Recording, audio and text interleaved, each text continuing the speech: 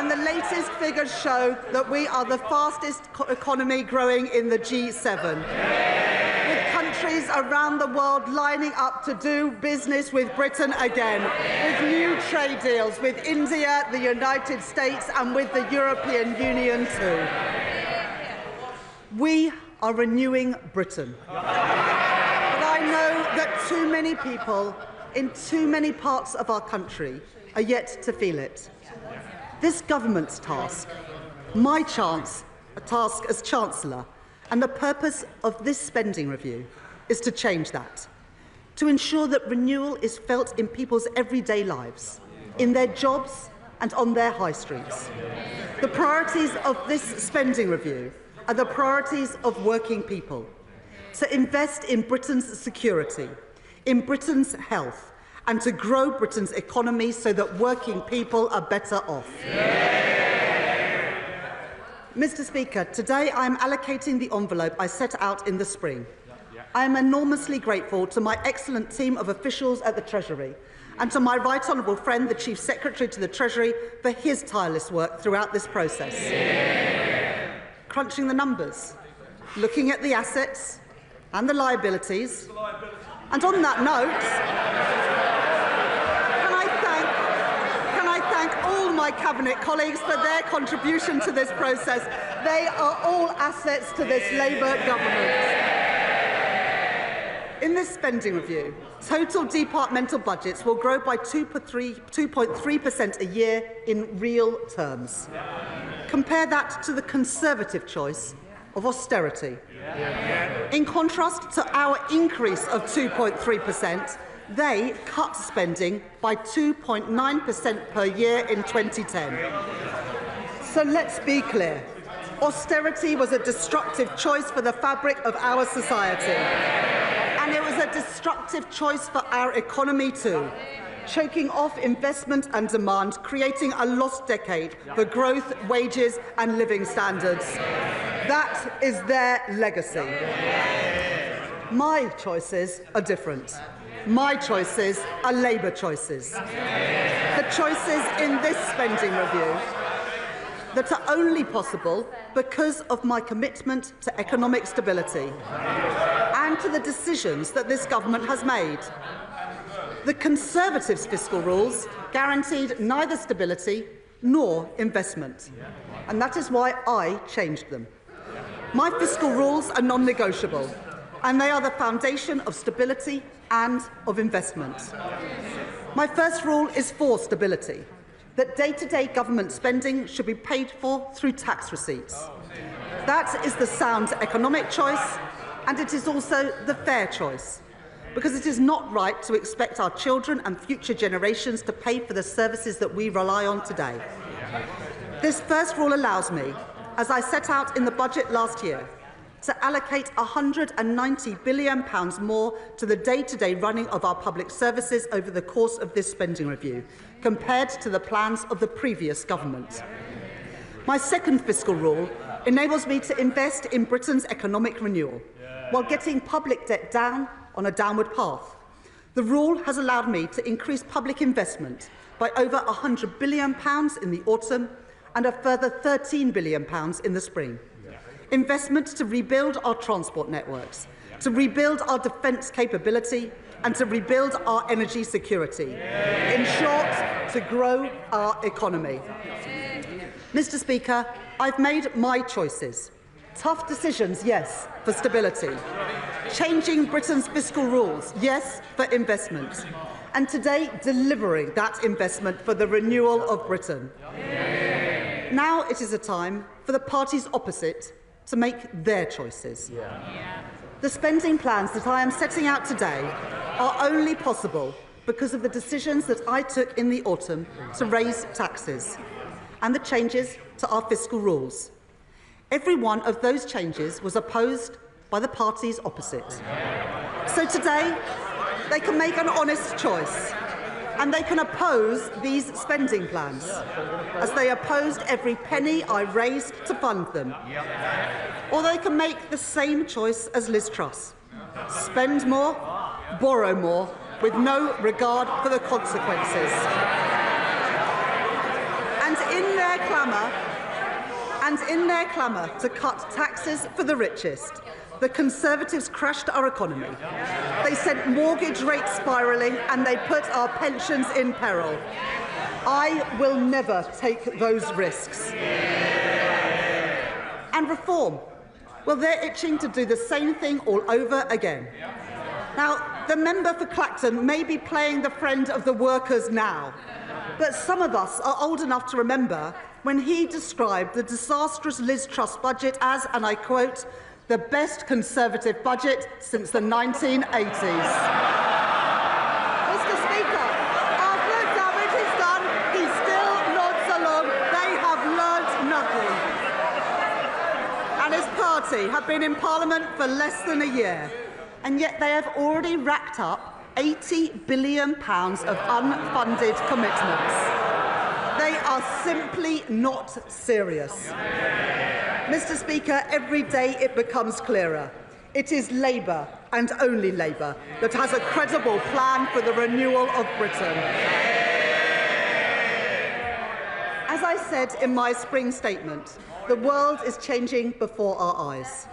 And since the spring, the challenges that we face have become even more acute. The signs of our age of insecurity are everywhere.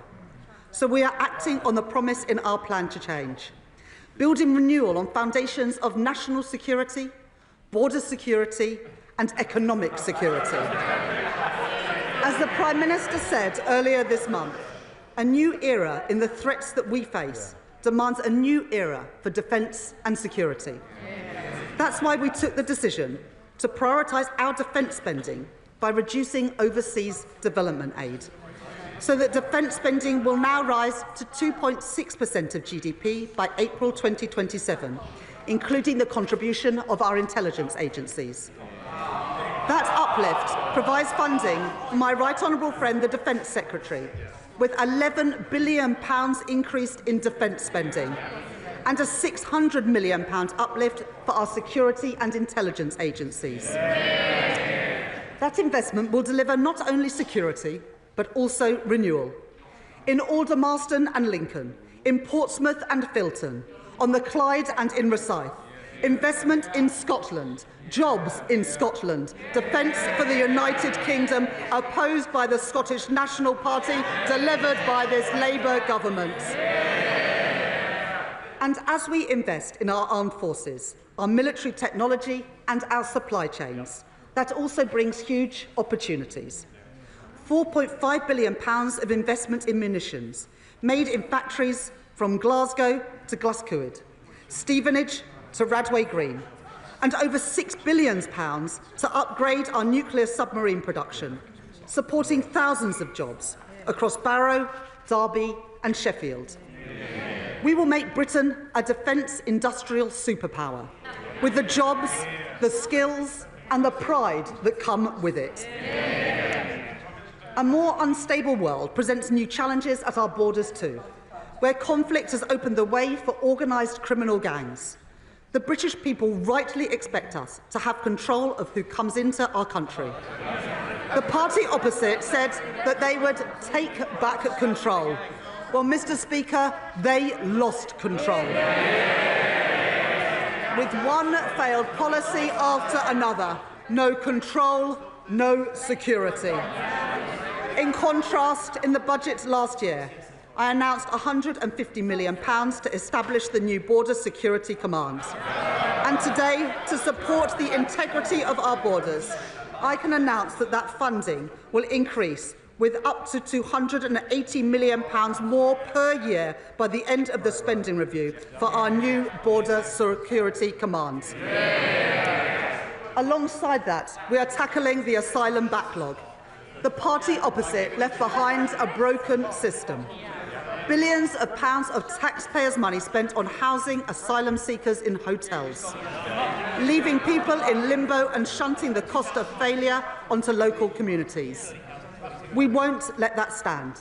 So I can confirm today that, led by the work of my right honourable friend, the Home Secretary, we will be ending the costly use of hotels to house asylum seekers in this Parliament. Funding that I have provided today, including from the Transformation Fund, will cut the asylum backlog, hear more appeal cases and return people who have no right to be here, saving the taxpayer £1 billion a year. That is my choice, Mr. Speaker. That is the Labour choice. That is the choice of the British people. And, Mr. Speaker, if we want national security in a dangerous world, that does not stop at the strength of our armed forces or at our border. I have long spoken about what I call securonomics, the basic insight that in an age of insecurity, government must step up to provide security for working people and resilience for our national economy. Put simply, where things are made and who makes them matters. Take energy. The Tories neglected our nuclear and renewable sectors and closed our gas storage facilities, leaving us exposed to hikes in energy prices when Russia invaded Ukraine. And it was working people who paid the price for their mistakes. On this side of the House, we understand that energy security is national security. And so because it is the right choice for bills, the right choice for jobs and the right choice for growth, this government is investing in the biggest rollout of nuclear power for half a century. A £30 billion commitment to our nuclear-powered future. Yesterday, my right honourable friend, the Energy Secretary, and I announced £14 billion for Sizewell C, producing the energy to power 6 million homes, supporting more than 10,000 jobs, including 1,500 apprentices, to build the nuclear workforce of tomorrow. And, Mr. Speaker, that's not all. We are investing over £2.5 billion in a new small modular reactor programme. Our preferred partner is Rolls-Royce, a great British company based in Derby. This investment is just one step towards our ambition for a full fleet of small modular reactors, as well as providing a route for private sector-led advanced modular reactor projects to be deployed across the UK. Alongside these, we are making nuclear-approved land available in Sellafield to attract private investment and create thousands more jobs. And I'd like to thank my honourable friend from Whitehaven and Workington for his work in this area. And to strengthen Britain's position at the forefront of a global race for new nuclear technologies, a cause championed by the Mayor of the East Midlands, Claire Ward, and my honourable friend, the member for Bassett Law, and to support pioneering work taking place in West Burton in Nottinghamshire, we are investing £2.5 billion in nuclear fusion. And to back British industries, pioneering work in carbon capture and storage will take place. Last year, we announced funding for 2 sites, on Merseyside and in Teesside, where we are building the world's first commercial-scale CCUS plant. Today, I can announce support for the Acorn project in Aberdeenshire, supporting Scotland's transition from oil and gas to low-carbon technology, a challenge and an opportunity well understood by the leader of Scottish Labour, Anas Sarwar, and by my right honourable friend, the Scottish Secretary. And we are also backing the Viking project in Humberside, a cause long supported by my honourable friend, the member for Great Grimsby and Cleethorpes.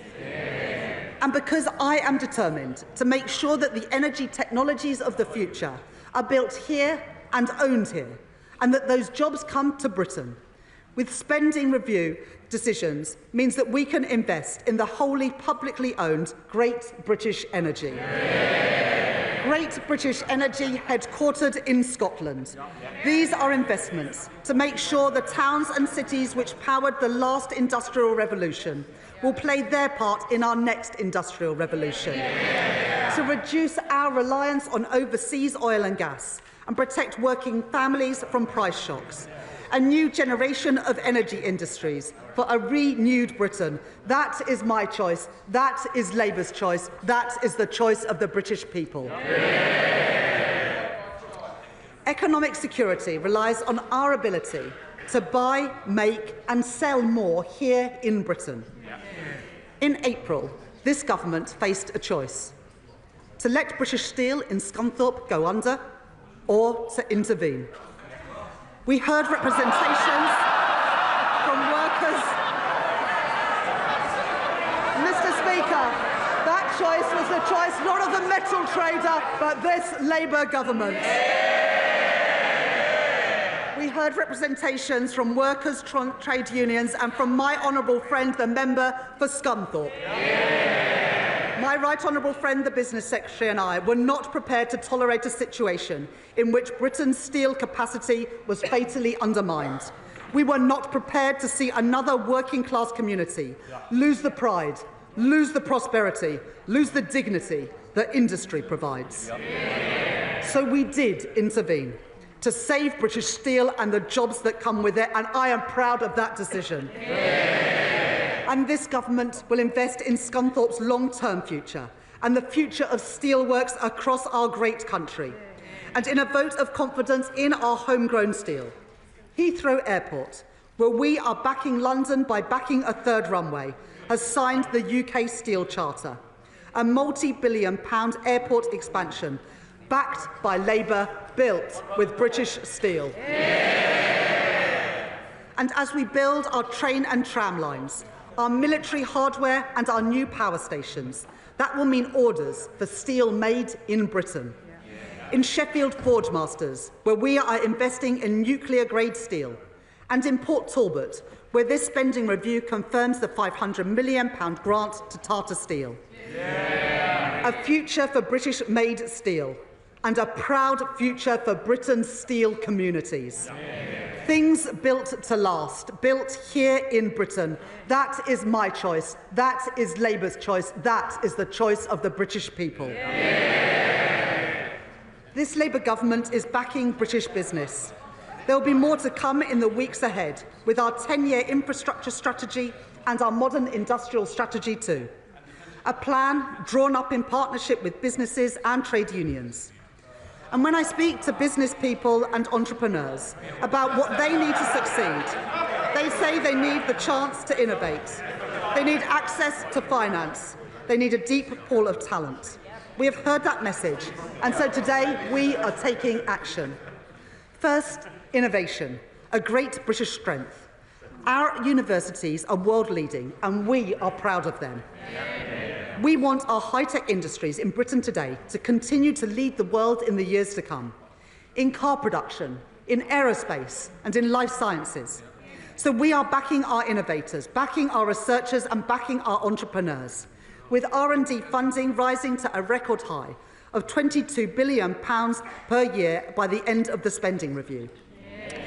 And because homegrown AI has the potential to solve diverse and daunting challenges, as well as the opportunity for good jobs and investment here in Britain, I am announcing £2 billion to back this government's AI action plan, overseen by my right honourable friend, the Secretary of State for Science and Technology.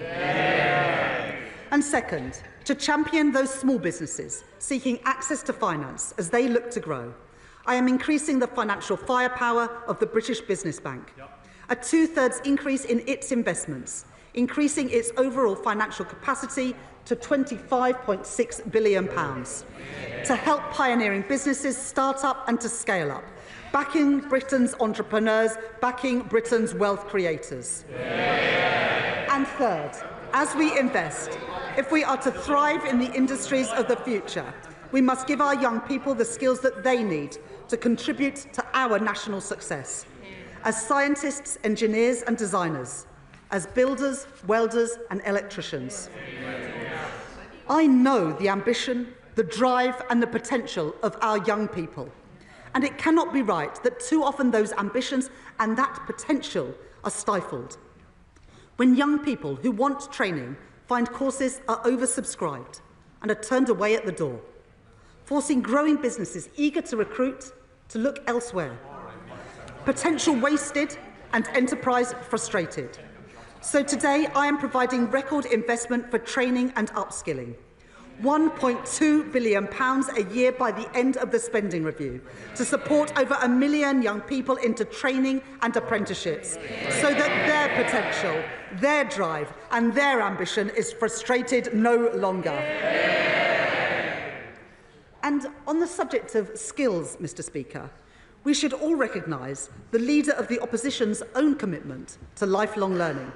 At the weekend, she promised to learn and to get better on the job.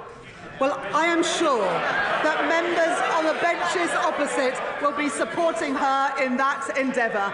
Good luck with that. As we build a strong and secure and resilient economy, working people must feel the benefits. That starts with the security of a proper home. Our planning reforms have opened up the opportunity to build. Now we must act to make the most of those opportunities. And a plan to match the scale of the housing crisis must include social housing. Neglected for too many decades, but not by this Labour government. And so, led by my right honourable friend, the Deputy Prime Minister, we are taking action. I am proud to announce the biggest cash injection into social and affordable housing in 50 years. A new affordable homes programme in which I am investing £39 billion over the next decade.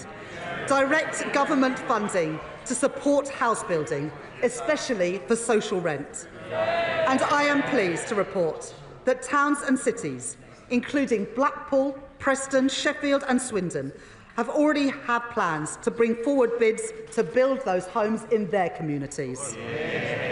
And I have gone further. Mr. Speaker, last autumn, I enabled greater use of financial transactions to support investment in our infrastructure, alongside strict guardrails that ensure that money is spent wisely through our public financial institutions. And so, in line with that commitment, I am providing an additional £10 billion for financial investments, including to be delivered through Homes England, to crowd in private investment and unlock hundreds of thousands more homes. Homes built by a Labour government, homes built for working people. But, Mr. Speaker, it is no good investing in new skills, new jobs and new homes if they are not properly connected. That is why last week, with the support of my right honourable friend, the Transport Secretary, I announced £15 billion of investment to connect our cities and our towns, the biggest ever investment of its kind. Investments in buses in Rochdale, train stations in Merseyside and Middlesbrough, mass transit in West Yorkshire, and metro extensions in Birmingham, in Tyne and Wear and in Stockport. And alongside that, we are backing Doncaster Airport. Today, I am announcing a 4-year settlement for Transport for London to provide certainty and stability for our largest local transport network to plan for the future. And for other regions in the UK, I am today providing for a fourfold increase in local transport grants by the end of this Parliament to make the improvements put off for far too long to improve the journeys that people make every day. And to unlock the potential of all parts of Britain, we are going further, investing in major rail projects to connect our towns and cities. In October, I announced funding for the Transpennine route upgrade, the backbone of rail travel in the north, linking York and Leeds and Manchester, with a quarter of that route expected to be electrified by this summer. I know the commitment of my honourable friends, the members for Huddersfield, York Outer and Colne Valley to this issue. And today I can announce a further £3.5 billion of investment for that route. But my ambition and the ambition of people across the north is greater still. And so, in the coming weeks, I will set out this government's plan to take forward our ambitions for Northern Powerhouse Rail.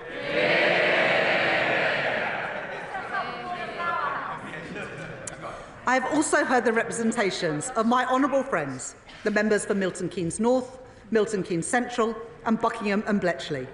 And I can tell the House today to connect Oxford and Cambridge and to back Milton Keynes' leading tech sector, I am providing a further £2.5 billion for the continued delivery of East-West Rail. And on a matter I know is of great importance to my honourable friends, the members for Lichfield, Birmingham Northfield and Birmingham Erdington, I can announce today that I am providing funding for the Midlands Rail Hub, the region's biggest and most ambitious rail improvement scheme for generations, strengthening connections from Birmingham across the West Midlands and into Wales too. Mr. Speaker, for 14 years, the Conservatives failed the people of Wales. Those days are over. Following representations from my right honourable friend, the Welsh Secretary, the First Minister for Wales and Welsh Labour MPs, I am pleased to announce today £445 million for railways in Wales over 10 years, including new funding for Padeswood Sidings and Cardiff West Junction. That, Mr. Speaker, is the difference made by two Labour governments working together to undo a generation of underfunding and neglect. This government takes seriously its commitment to investment, jobs and growth in every part of the UK. And I have heard the concerns of my honourable friends, the members for Mid Cheshire and Rossendale and Darwen, and the Mayor of Liverpool City Region, Steve Rotherham, that past governments have underinvested in towns and cities outside of London and the South East. And they are right. So I am today publishing the conclusion of the review of the Treasury's Green Book, the government's manual for assessing value for money. Our new Green Book will support place-based business cases and make sure no region has Treasury guidance wielded against them. I said we would do things differently. I said we wanted growth in all parts of Britain. And, Mr. Speaker, I meant it. Backing our nations and regions means backing our devolved governments. And this spending review provides the largest settlement in real terms since devolution was introduced, with £52 billion for Scotland, £20 billion for Northern Ireland by the end of the spending review, and £23 billion for Wales. And having heard representations from many Welsh Labour colleagues, and because I know the obligation we owe to our industrial communities, I am providing a multi-year settlement of £118 million to keep coal tips safe in Wales. Mr. Speaker, I know the pride that people feel in their communities. I see it everywhere I go. But I also know that for too many people, there is a sense that something has been lost, as high streets have declined, as community spaces have closed, as jobs and opportunities have gone elsewhere. The renewal of Britain must be felt everywhere. Today, I'm pleased to announce additional funding to support up to 350 communities, especially those in the most deprived areas. Funding to improve parks, youth facilities, swimming pools and libraries. Supporting councils' fight back against graffiti and fly tipping, including in Blackpool South, in Stockport, in Stoke Central, in Swindon North and in Newcastle upon Tyne East and Wallsend. And there's more. Job creation and community assets are vital to our growth mission. But too often, regeneration projects are held back, gathering dust in bureaucratic limbo. We are changing that. We will establish a growth mission fund to expedite local projects that are important for growth. Projects like Southport Pier, an iconic symbol of coastal heritage which has stood empty since 2022. Kilcody's seafront and High Street, where investment would create jobs and new business opportunities. And plans for Peterborough's new sports quarter to drive activity and community cohesion. Because people deserve a government which shares their ambition for their communities. To deliver renewal, to deliver growth, to deliver opportunity. And that is what you get with a Labour government. If people are to feel pride in their community, enjoyed their public spaces and spend time on their high streets, they must feel safe when they do so. Safe in the knowledge that when people break the law, they feel the full force of the law. But the party opposite left our prisons overflowing and on the brink of collapse. And they left it to us to deal with the consequences. We are taking the necessary action. So with my right honourable friend, the Justice Secretary, we have announced that we are investing £7 billion to fund 14,000 new prison places and putting up to £700 million per year into reform of the probation system too. Today, I will do more. I am increasing police spending power by an average 2.3% per year in real terms over the spending review period. To protect our people, our homes and our streets. That is more than £2 billion, supporting us to meet our plan for change commitment of putting 13,000 additional police officers, PCSOs and special constables into neighbour policing roles across England and Wales. And as well as every place, I am determined that every family feels the benefits of Britain's renewal.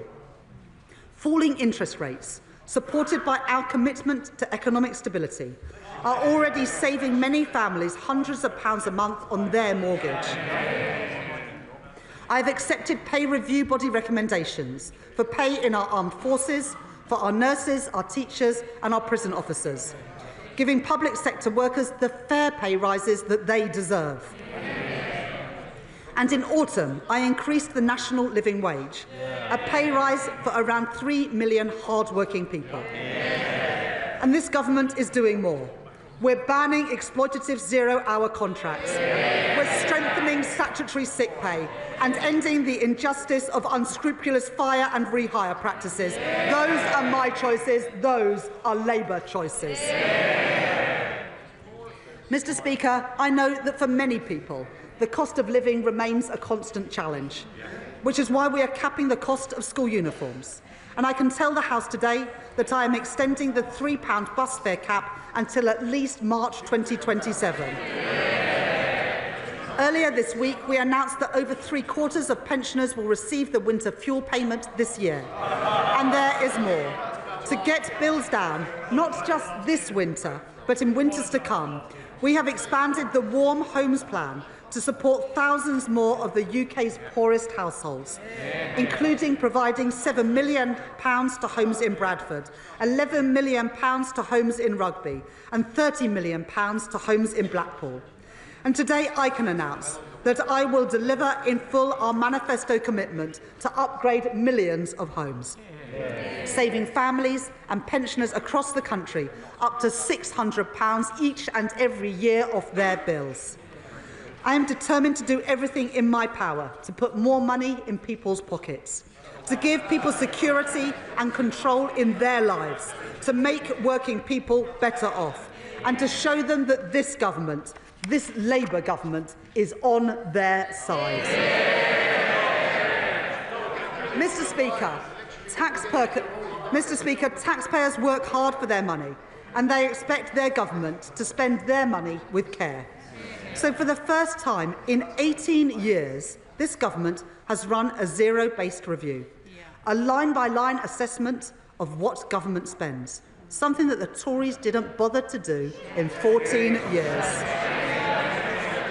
And as a result of that work, and of our wider drive for efficiencies, led by my right honourable friend, the Chancellor of the Duchy of Lancaster, in this spending review I have found savings. From the closure and sale of government buildings and land, cutting back office costs and reducing consultancy spend, all which the previous government failed to do. Reforms that will make public services more efficient, more productive and more focused on the user. I have been relentless in driving out inefficiencies. I will be relentless in cutting out waste, with every single penny reinvested back into our public services. Mr. Speaker, I joined the Labour Party almost 30 years ago because I knew that the Conservative Party, when I grew up, didn't care much about schools like mine or the kids I grew up with. I joined because I believe that every young person should have the equal chance to succeed, no matter where they come from, no matter what their parents do. I believe that just as strongly today as I did then. That is why at the budget last autumn, I ended the tax loophole, which exempted private schools from VAT and business rates. And I put that money where it belongs, into helping the 93% of children in our state schools. Mr. Speaker, they oppose money for their local state schools, and I will always prioritise them. That was my choice. That is the Labour choice. And because of the decisions that we made in this spending review, I'm working with my right honourable friend, the Education Secretary. Last week, this government announced that free school meals will be extended to over 500,000 more children. That policy alone will lift 100,000 children out of poverty, children in schools from Tower Hamlets to Sunderland and from Swansea to Bridgend. Last year, at Labour Party conference, I was proud to announce the first steps in our plan to deliver breakfast clubs for every child, with an initial rollout to the first 750 schools. And we will continue with that national rollout as part of our manifesto commitment, so that no child goes hungry and every child can have the best chance to thrive and succeed. Yeah. And because I know that a good start in life does not just start at school, I can also announce £370 million for school-based nurseries, to put us firmly on track to meet our plan for change commitment for a record number of children being school-ready. And for children's social care, to break the dangerous cycle of late intervention and low-quality care, I am providing £555 million of transformation funding over the spending review period, so that children do not go needlessly into care when they could stay at home. Yeah. And for children where state intervention is necessary, better care and better outcomes. Yeah. And last week, I was pleased to announce, with my right honourable friend, the Culture Secretary, that more than £130 million from the Dormant Assets Scheme with the financial services sector will be allocated to fund facilities for our young people, to give every child the chance to take part in music, sport and in drama, to fund libraries in our schools, so that the confidence and the opportunity that those resources open up are no longer the preserve of the privileged few. Those are my choices. They are Labour choices, and they are the choices of the British people. Overall, I am providing a cash uplift of over £4.5 billion a year for additional funding in the core schools budget by the end of the spending review, backing our teachers and backing our kids. Mr. Speaker, people who went to ordinary comprehensives in the 80s and 90s are all too familiar with the experience of being taught in temporary classrooms. And the previous Conservative government oversaw another generation of kids herded into cold and damp buildings as school roofs literally crumbled. It wasn't acceptable when I was at school, and it isn't acceptable now. So I am providing investment rising to nearly £2.3 billion per year to fix our crumbling classrooms. In addition, £2.4 billion per year to continue our programme to rebuild 500 schools, including Chase Community School in Enfield, Woodkirk Academy in Leeds and Budmouth Academy in Weymouth, investing in our young people, investing in Britain's future, investing in opportunity for all. That is Labour's choice. Finally, Mr. Speaker, let me turn to the... I knew that, Chair. Let me turn to our National Health Service. It's our most treasured public service. And people rightly expect an NHS that is there when they need it, an ambulance that comes when they call one, a GP appointment available when they need one, a scan that is performed when they are referred for one. I am hugely grateful to our nurses, our doctors, our paramedics and other healthcare professionals for everything that they do. If we want a strong economy where working people can fulfil their potential, then we must have a strong NHS. Not as the Reform Party have called for, an insurance-based system. We We believe in a publicly funded national health service free at the point of use. Now, perhaps the member for Clacton should spend some more time focusing on the priorities of the British people and less time in the Westminster Arms. Although, Mr. Speaker, after this week, perhaps the Two Chairman pub might be a better fit.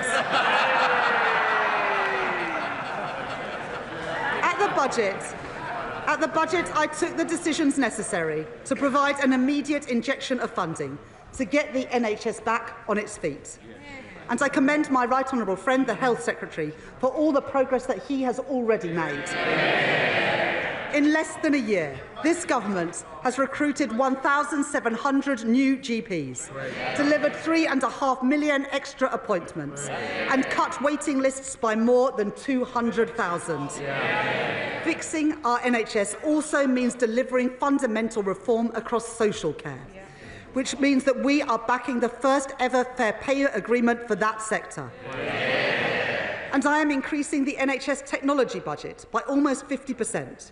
And we are investing £10 billion to bring our analogue health system into the digital age, including through the NHS app, so patients can manage their prescriptions, get their test results and book appointments all in one place. We are shifting care back to the community, providing more funding to support the training of thousands more GPs to deliver millions more appointments. We are investing more in prevention to meet our manifesto commitment of providing mental health support teams in all schools in England by the end of this Parliament. These investments will enable the delivery of our upcoming 10-year plan for health and put the NHS firmly back on the path to renewal.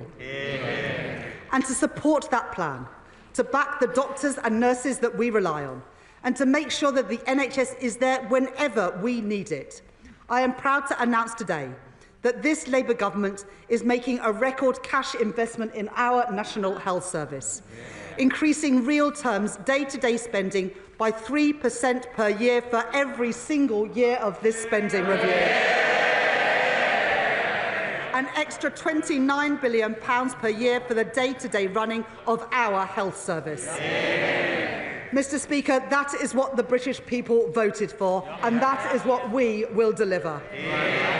More appointments, more doctors, more scanners, the National Health Service, created by a Labour government, protected by a Labour government, and renewed by this Labour government.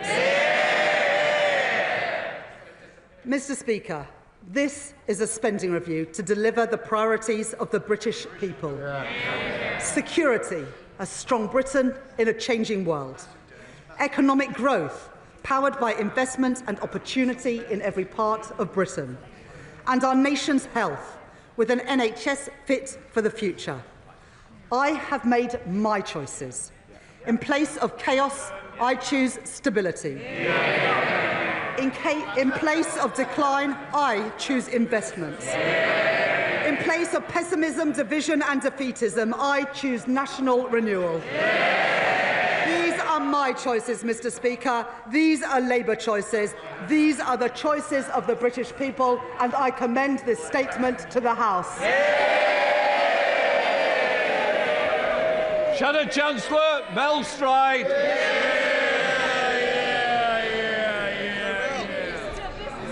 Mr. Speaker, this spending review is not worth the paper that it is written on,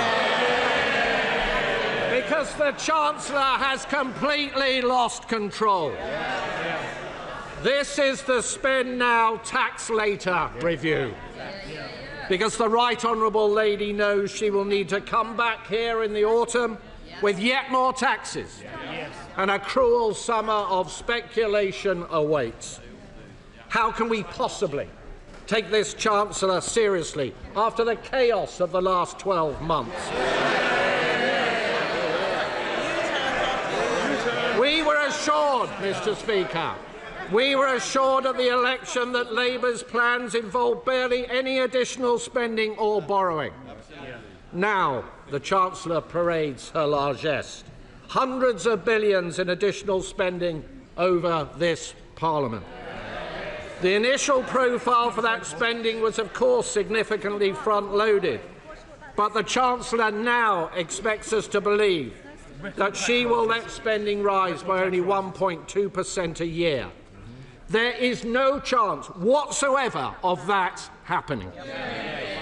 For the lesson of the last year has been that when the going gets tough, the right honourable lady blinks. She presented herself as the Iron Chancellor, but what we have seen is the tin-foil Chancellor, flimsy and ready to fold in the face of the slightest pressure. She said she would not fiddle her fiscal rules, then she did. She said she wouldn't make any unfunded commitments, but with the humiliation of the winter fuel U-turn, she just has. She looked business leaders in the eye and said no more taxes. But we all know what happened next, and we all know what is coming in the autumn. Her own backbenchers, her cabinet colleagues, Labour's trade union paymasters, even the Prime Minister himself, they have all seen that she is weak, weak, weak. And they can smell the blood. They will be back for more, Mr. Speaker, and they will get it. These spending plans are a fantasy. And it's not the truth, Mr. Speaker, that the Chancellor has to maintain this fiction because she has left herself no room for manoeuvre. She is constantly teetering on the edge of blowing her fiscal rules, which she already changed to allow even more borrowing. And the only way she can claim to be meeting her rules is by pretending that she can control spending over the coming years. But, Mr. Speaker, let's look at the record so far. Borrowing in the last financial year came out $11 billion above even the OBR's March forecast, and 70% higher than the plans that she inherited from this side of the House. Tax up, borrowing up. But for someone so keen on borrowing, Mr. Speaker, the Chancellor seems strangely reticent to even use the word. Indeed, ministers bizarrely tell us that it is Labour's fiscal rules themselves that have, quote, generated investment. The reality is a little more straightforward. They have loosened the fiscal rules so they can borrow more.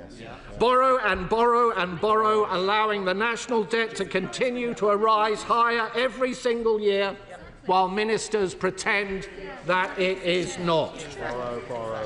An eye-watering £200 billion of additional borrowing in this Parliament compared to the plans set out in the last Conservative budget, with £80 billion more to be spent on debt interest alone. In fact, if she had retained our fiscal rules, as she said, they may laugh, Mr. Speaker. If she had retained our fiscal rules, as she said she would before the election, the OBR have confirmed that she would be breaking them right now. Mr. Speaker, our country is now vulnerable to even the smallest changes in the bond markets.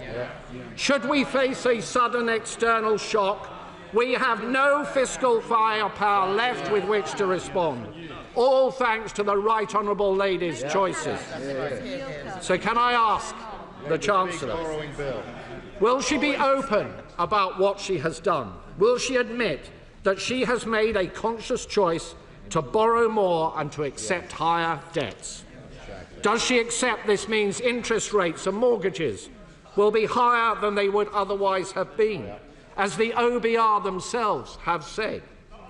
And given she continues to claim that she has brought stability to the public finances, can I ask her what on earth her definition of stability is?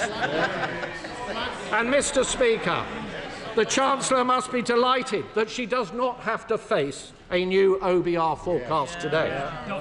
Because if she did, she would have to set out how she will fund her humiliating U-turn on winter fuel payments, having already blown the savings and buying off her trade union paymasters last year.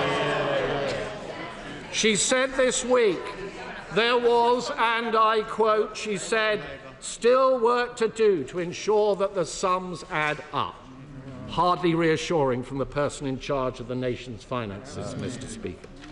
You don't need to have worked at the Bank of England for a decade to know that that pitiful utterance is unlikely to soothe the markets. So can the Chancellor confirm categorically that there will be no additional borrowing to pay for this chaotic reversal? And if this is the case, can she explain how on earth it can be paid for without raising taxes?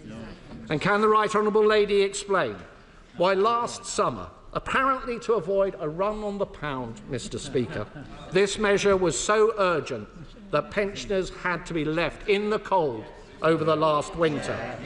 What exactly has changed? Because it certainly hasn't been made possible by an improvement in the economy or the public finances, which the IFS said this week are both in a worse state now than when Labour came into office. And if we had an OBR forecast, we might also get some answers on how the government intends to find £3.5 billion to abolish the two-child benefit cap, which we are led to believe is imminent. Another addition to the ballooning welfare bill, another expensive surrender to the Labour left. And we would certainly get the OBR's assessment of the economic outlook following the tariffs. Changes the Right Honourable Lady knew full well were coming. Meanwhile, her deluge of taxes and regulations has left business confidence at record lows, costing people their livelihoods. Only yesterday, Mr. Speaker, we saw the latest evidence of that. Figures for last month show the number of people on payrolls fell by more than 100,000, after already falling by 55,000 in April. Unemployment is up by more than 10% since Labour came to office.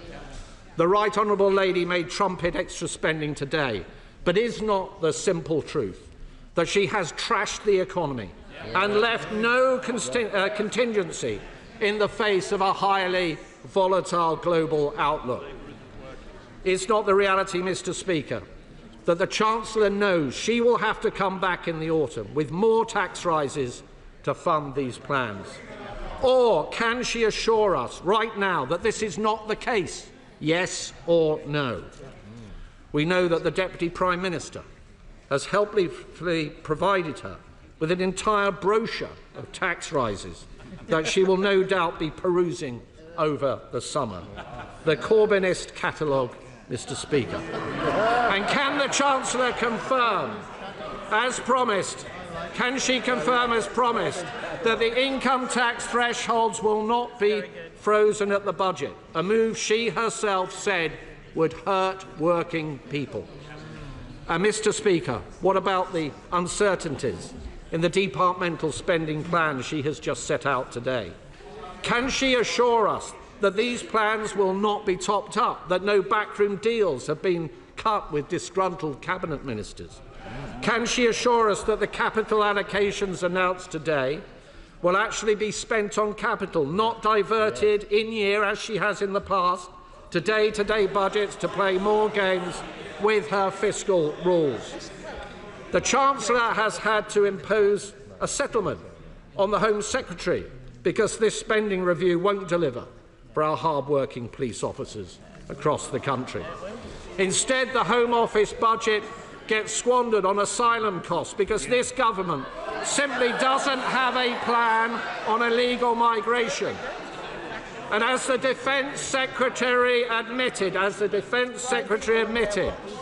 and I quote, the government has lost control of our borders. Small boat crossings, Mr. Speaker, are up 42% on the same point last year. On energy, at a time when businesses up and down the country are struggling with high energy costs, the Chancellor has chosen today to fund the energy sector's vanity projects like GB Energy. Where is he? And while we welcome the announcements on expanding nuclear capacity, the scale The scale of ambition is a downgrade on the commitments made previously on this side of the House. Mr. Speaker, the party opposite barely mentioned farming in their manifesto. And now we know why. It's not enough to have hit the farmers in our country with a family farm tax. Today, what we see in black and white is a choice to make further cuts to the vital grants on which many farmers rely. A huge betrayal of our farming communities, and something which many of her MPs in rural areas will have to go back to their constituencies later this week to explain. And on defence, we will always welcome any additional investment in our armed forces and capability. But there isn't any. Though I note, Madam Deputy Speaker, nothing was said about when 3% will be achieved. Not squeak. All we heard was that in the intelligence service spending was to be included in defence spending to flatter the numbers. We left the party opposite a fully funded plan, which they didn't over for a year.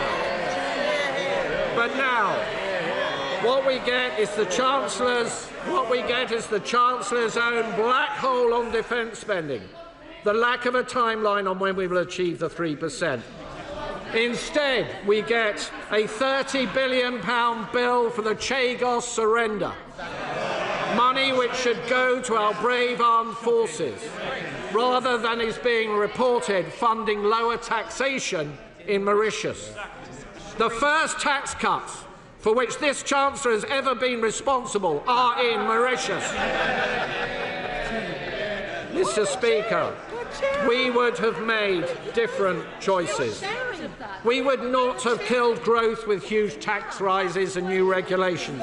We would not have talked down our economy and the great businesses up and down our country. We would be focusing on efficiency and productivity in the public sector and not handing out pay rises with no strings attached. And we would be getting a grip on welfare. Labour cancelled our plans for fundamental reform to health and disability benefits that would have seen 450,000 fewer people on long-term sickness benefits. That is a disgrace. And instead of proper reforms to PIP, their own plans are a rushed cost-cutting exercise, so rushed they even had to change them after they had announced them. And their own backbenchers are in full revolt. Yet again, they talk tough, but there is no substance. The Right Honourable Lady has no grip. She has no clue. The markets and the public see a Chancellor completely out of her depth.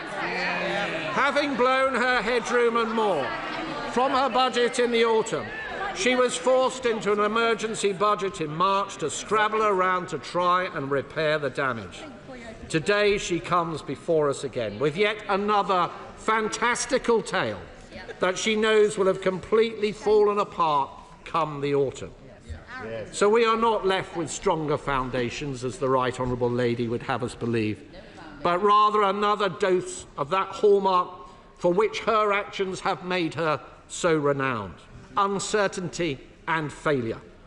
And so there she sits, Mr. Speaker, powerless to resist her disillusioned MPs and her panicking Prime Minister.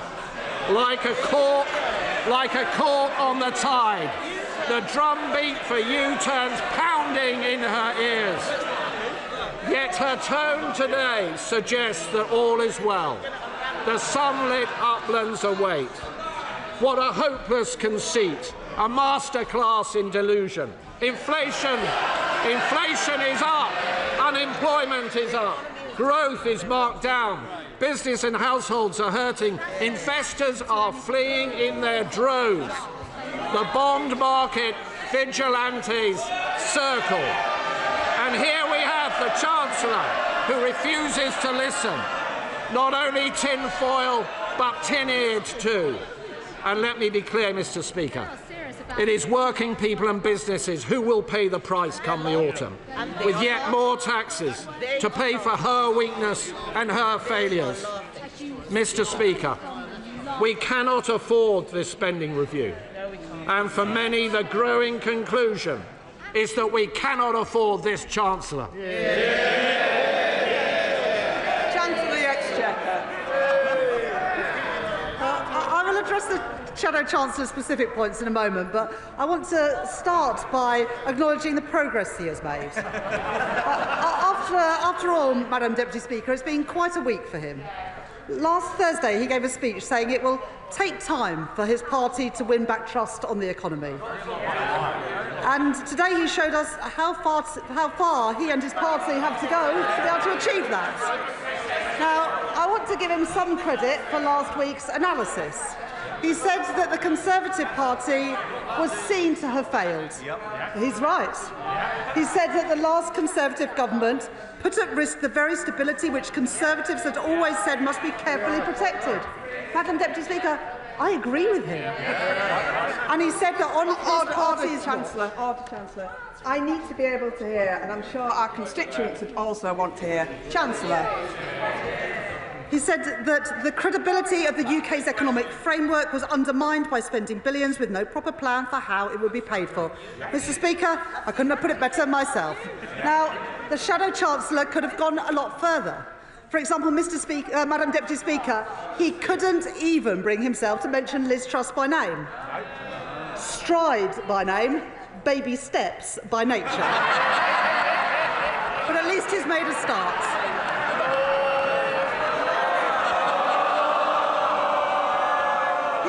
Also spoke about, and I quote, the death of what we might call the age of thoughtfulness. And speaking of the death of thoughtfulness, let me now turn to his response to the spending review. Now, the Shadow Chancellor welcomed our nuclear investment of £30 billion, but he said it's not enough. He welcomed our defence investment of £11 billion, but he said it was not enough. He and his party opposed the decisions that this government has taken to make those announcements possible by voting against the budget in October last year. Madam Deputy Speaker, you can't spend the money if you won't raise the money. Now that's a lesson from Liz Truss that he has already forgotten.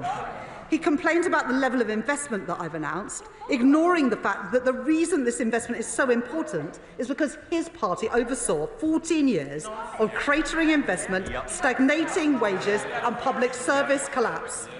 So let me remind him of what I said, Madam Deputy Speaker. The Tories' fiscal rules guaranteed neither stability nor investment, and that is why I changed them, so that we can get stability and we can get investment. All their fiscal rules enabled was them to crash the economy, and the working people of Britain will never forgive them for doing that. So the party opposite set themselves against investment in the renewal of Britain.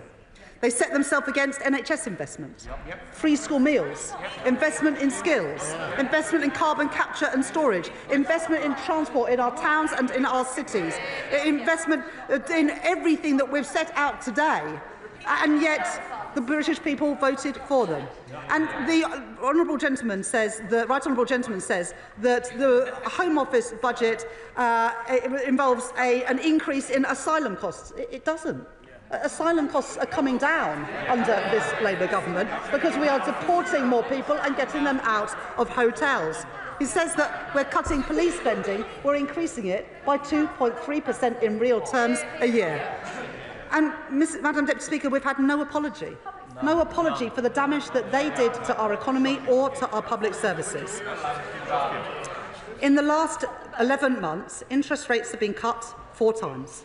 GDP was the fastest growing of all G7 economies in the first quarter of this year. Business confidence is rising. 500,000 more people are in work. Record investment has been made in Britain. Real wages have increased more in 10 months than they did in 10 years of the Conservative government. The national living wage has increased, giving 3 million working people a pay rise. And we've done all of this without increasing taxes on working people. Those are the choices that we have made. That is the difference that we are making. And in the spending review today, we set out the spending that we announced in the budget last year and in the spring statement. Not a penny more, not a penny less. I said in the budget and in the spring statement that public services must now live within the means that we have set, and we have achieved that. There will be a budget later this year, and in that budget we will set out in the round all of the fiscal plans. But we have already drawn a line under the Tory mismanagement with tax rises last year, and we will never have to repeat a budget like that again, because we will never have to clean up after the mess that the party opposite made again. Now, the reason that this Labour government has spent its first year fixing the foundations of our economy and stabilising our public finances is because it is what we had to do. The government of which the Shadow Chancellor was a part of left an unenviable legacy, which is why his party is, in his own words, in a difficult place. Now, we've made our choices.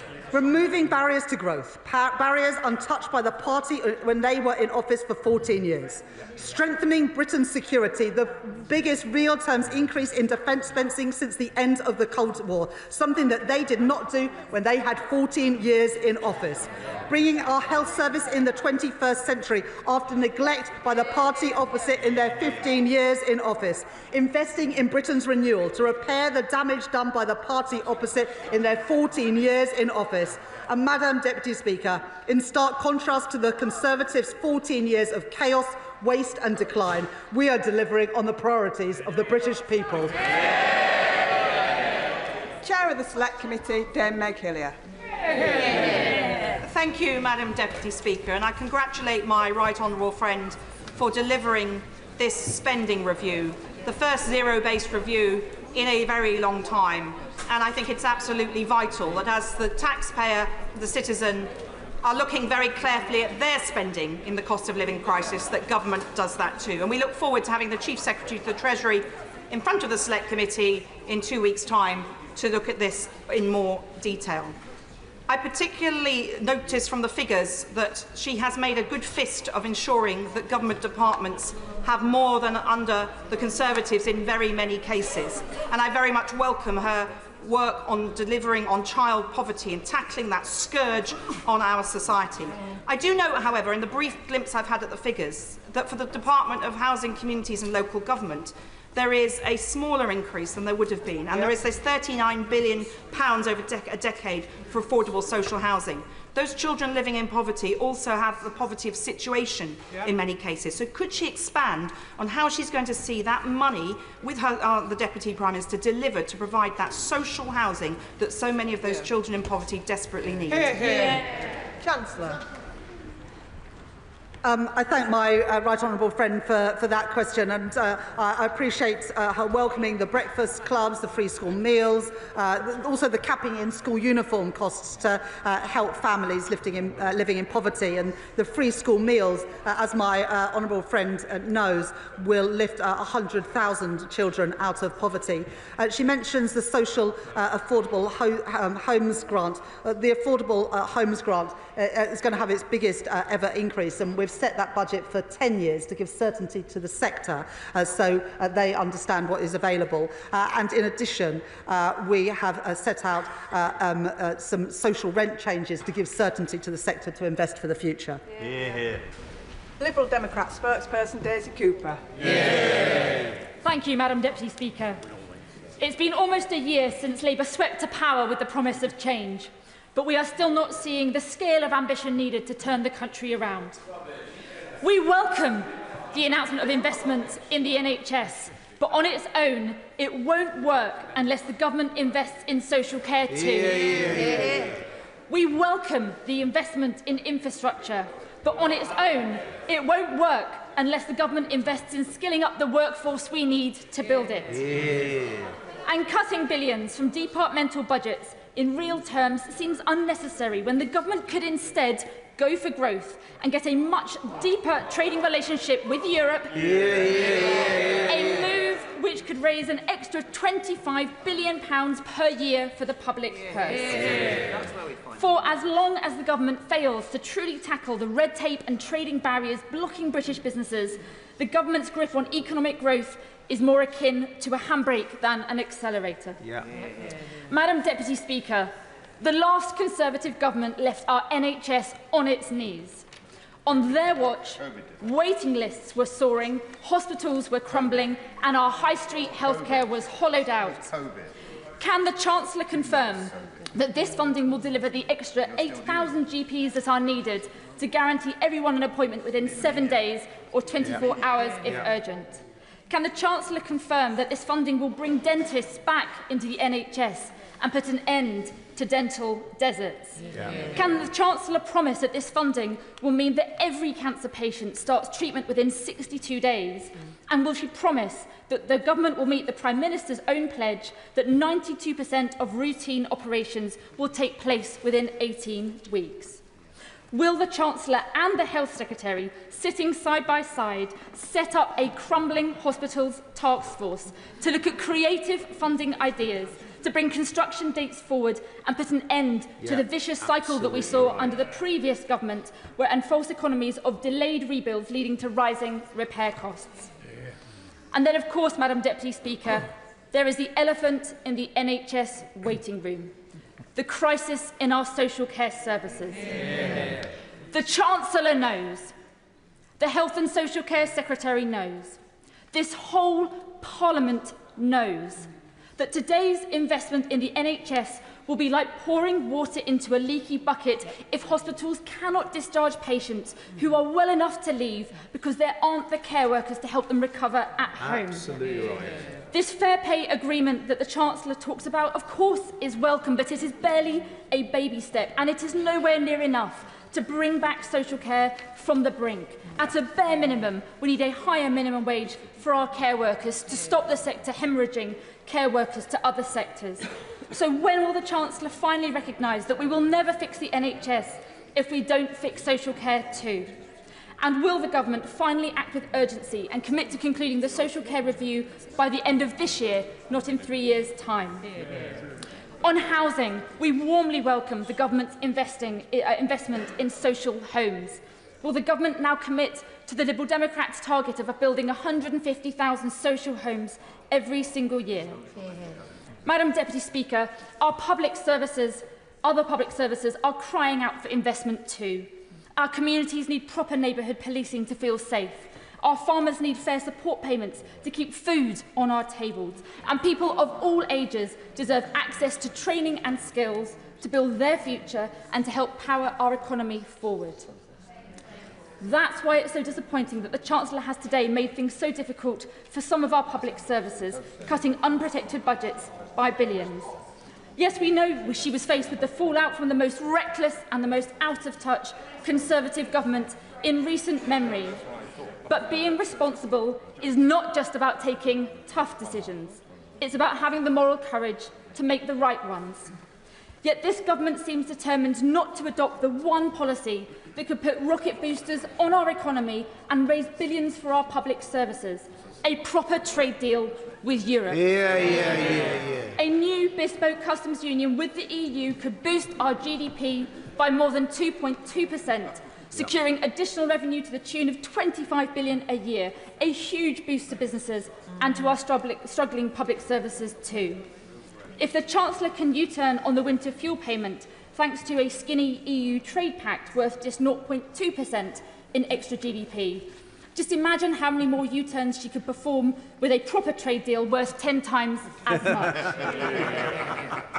Madam Deputy Speaker, we Liberal Democrats strongly support the allocation of 2.5% of GDP on defence, but we want to see ministers go further and faster to bolster our national security in today's uncertain world. Will the Chancellor agree to cross-party talks in which we can work together to set a pathway to 3% of GDP well ahead of 2034? Will the government use some of today's investment to reverse the Conservatives' irresponsible 10,000 troop cut?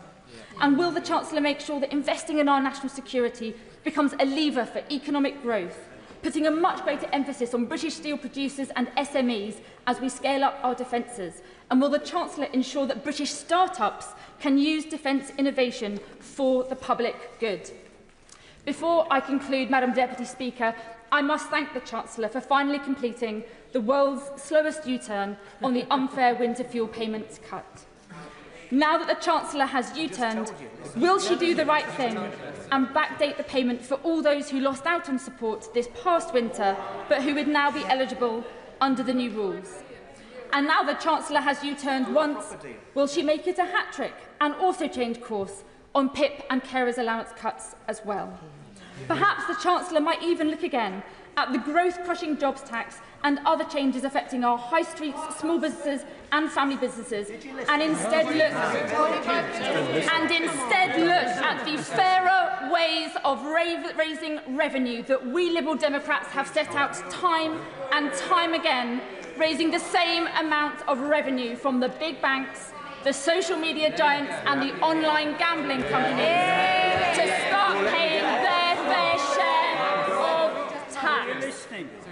Madam Deputy Speaker, after years of chaos and incompetence under the last Conservative government, this was a unique opportunity to draw a line under the social care crisis, squeezed budgets and sluggish economic growth. So I strongly urge the Chancellor, will she ignore those who talk down Britain's economic potential? Will she rip up the red tape holding British businesses back? And will she strike a properly ambitious trade deal with Europe that will turbocharge our economy and bring in the billions to rebuild our public services? The government says its #1 mission is growth. This would be the way to deliver it. Chancellor. Thank you very much, Madam Deputy Speaker, and I thank the Honourable Lady for her comments. I know she hasn't had a chance to look at the figures yet, but it's not right to say that there are real terms cuts to public services. Public service spending is increasing by 2.3% a year on average over the course of the spending review. If we start on investment in the NHS and in social care, we've already delivered, as I set out in my speech, 1,500 more GPs. We've put £26 billion already in the first phase of the spending review into the NHS. I just note that compares to the £8 billion of money you said you were going to, the Liberal Democrats said they were going to put into the NHS in their manifesto. We've already put £26 billion in, and we've put more money in today in every year of this Parliament. The new hospital programme is being rolled out, and the Health Secretary met, I think, just last week with members of Parliament who are having hospital improvements in their local communities, including with many Liberal Democrat MPs. So she should be aware that we are making improvements to the fabric of our hospitals, as well as investing in technology and scanners, etc., to improve productivity in our health service. With regards to social care, we are, as the Honourable Lady knows, we are introducing the fair pay agreement in social care. That's something that the Health Secretary and my right honourable friend, the Deputy Prime Minister, are very much committed to. We've increased, as she'll know when she looks at the documents, local government spending power, so we can put more money into social care. And in addition, Louise Casey is doing her review into the future of social care. On investment in infrastructure, yes, we are going big on infrastructure. £100 billion more announced in the budget last year, another £13 billion in the spring statement, and we're backing that up with skills, as I set out in my speech and as detailed in the spending review documents. Biggest ever investment in young people's skills so that they can access the new jobs that are being created in defence, in house building, in other infrastructure too. On the issue of red tape and backing business, I mean, I just think it's a little bit ironic, Madam Deputy Speaker, when they voted against the Planning and Infrastructure Bill yesterday, that they come to the House today saying they want to do away with red tape and go for growth. Well, we want to go for growth. That's why we took that legislation through Parliament, and perhaps she'll ask her Lords in to vote for growth in the other place. On trade deals, we've done a trade deal with the US, with India and with the EU. I think that the Liberal Democrats opposed the trade deal with the US, but now apparently they think that trade deals are the way to go. Well, so do we. That's why my right honourable friend, the Business and Trade Secretary, has got 3 of them that are helping our automotive sector, our steel sector and our farming communities. On defence, yes, we will use defence spending to support growth. The Defence Secretary and I have been very clear about that, and as I set out in the speech, making Britain a defence industrial superpower. But I would just sort of say, gently to the Liberal Democrats and the Honourable Lady, if you want to support investment in public services, you've got to increase the tax rises to get there. And so they voted against the national insurance increase, which is what has enabled us to make the investments that I've set out today. Now, the Honourable Lady says she wants a wealth tax. Well, we changed inheritance tax.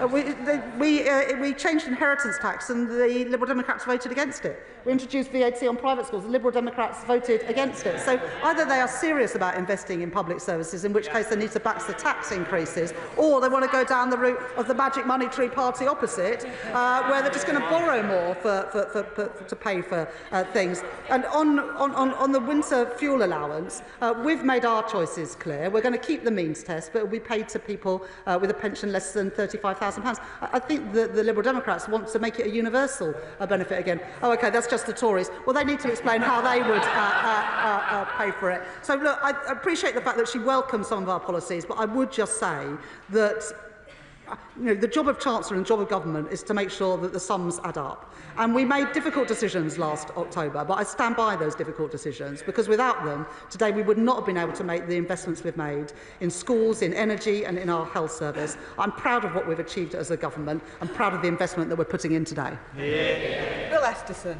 Thank you, Madam Deputy Speaker. The Warm Homes Plan will mean healthier homes, it will mean warmer homes, it will see lower bills, and it will create jobs in communities right across the country.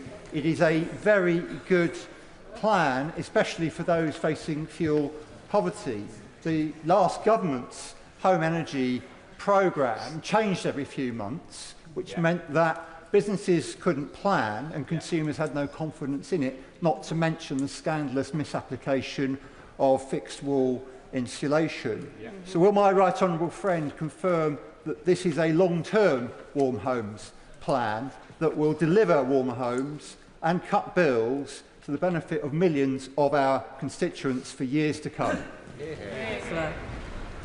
I thank the Chair of the Select Committee for that intervention. Warm homes is a big part of our plan to tackle the cost of living crisis. And the money that we've put into the Warm Homes plan today will mean millions more homes being able to be retrofitted with better boilers, with insulation, with solar panels.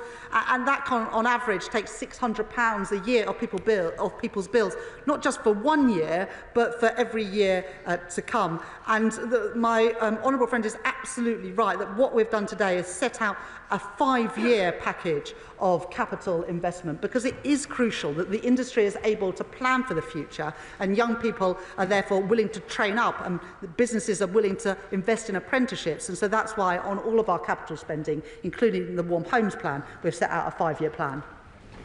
Dame Harriet Baldwin. Thank you very much, Madam Deputy Speaker. And my constituents in Tenbury Wells, where they're seeking funding for the flood defence scheme, will have listened very closely to the Chancellor's remarks today to hear her mention flood defence capital spending, and yet it wasn't mentioned in her speech. So can she confirm that the capital that will be allocated in this spending review period to flood defences is going to be as high in real terms as it was in the previous Parliament? Chancellor. Well, the right honourable lady knows that we increased money for flood defences in the spending review in autumn last year, because we knew that there was no time to waste. So we have already increased that flood defence spending in addition to what the previous government was spending. Liam Byrne. Thank you, Madam Deputy Speaker. This spending review is good for business. It's good for Britain's business because it invests in the things that British business need. It invests in skills, in infrastructure, in innovation, it cuts red tape and it supports small firms. But can the Chancellor just clarify that this spending review will also now open a new era of energy abundance for our country? The Business Committee heard directly from the IMF in Washington yesterday that high energy costs are now holding back growth. That is a consequence of the dither and the delay from the party opposite that left us with the highest industrial energy costs in Europe. Will she now confirm for the House that we are now consigning that era to our history? Chancellor. I thank my right honourable friend for his question, and he's right, we're backing innovation, backing skills, backing infrastructure, because we are backing British business. And we're also cutting red tape, as we did yesterday when we took the planning and infrastructure bill through the House, making it easier to get things built in Britain again. And as we make the investments, we want those jobs to come here to Britain, including in the energy sector, whether that is investment in small modular reactors, in Sizewell C, in carbon capture and storage, or indeed floating offshore wind. And we'll be setting out in the next couple of weeks the industrial strategy, where we'll have more to say about energy costs for business. Gavin Robinson. Madam Deputy Speaker, can I thank the Chancellor for engaging productively in the discussions around sustainable budgets for Northern Ireland, the willingness to negotiate further and the recognition that our need levels should be met. So I thank her for that engagement. Can I also thank her too for the allocations to Northern Ireland for specific community projects that have been advanced by us. Can I just say to her that she has chosen through this allocation to make a budget available for the redevelopment of Casement Park. She will know about the political nature of some of the concerns around that, and that in all previous agreements in the Executive, these things have been advanced in a balanced and a non-partisan way. This government has chosen to step into this issue in an unbalanced and a partisan way. And so what I wish to ask the Chancellor is that in making financial transactions capital available, or £50 million over the course of the next spending period, will she ensure that when there is a need, and there is, for investment in football, to return to the Executive's agreement of 2011 in a balanced and non-partisan way, that she will not be found wanting? I thank the honourable gentleman for his question and the way in which he put it. I was pleased to be able to announce in the spending review today the settlement for Northern Ireland, but also money through MHCLG as well. He mentions Casement Park, and we have put £50 million in this spending review. I will arrange for a meeting for the honourable gentleman with either the Northern Ireland Secretary or a minister from my department to talk through what he wants to see. Helen Hayes. Madam Deputy Speaker, can I welcome the focus my right honourable friend the Chancellor has placed on children and young people in this spending review, with additional investment in children's social care, schools and skills. These announcements show the Government's commitment to improving the life chances of every child, and my committee looks forward to scrutinising the detail in the coming weeks.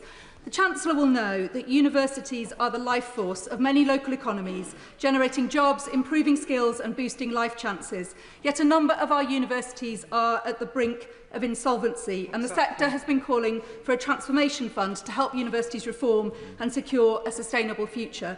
So can the Chancellor confirm that she will work with Cabinet colleagues to ensure that no town or city has to face the calamity of a university going bust? Chancellor. I thank the Chair of the Select Committee, my honourable friend, for that question, and appreciate her welcoming the investment in children's social care, in skills and in schools, an issue that she knows and cares passionately about.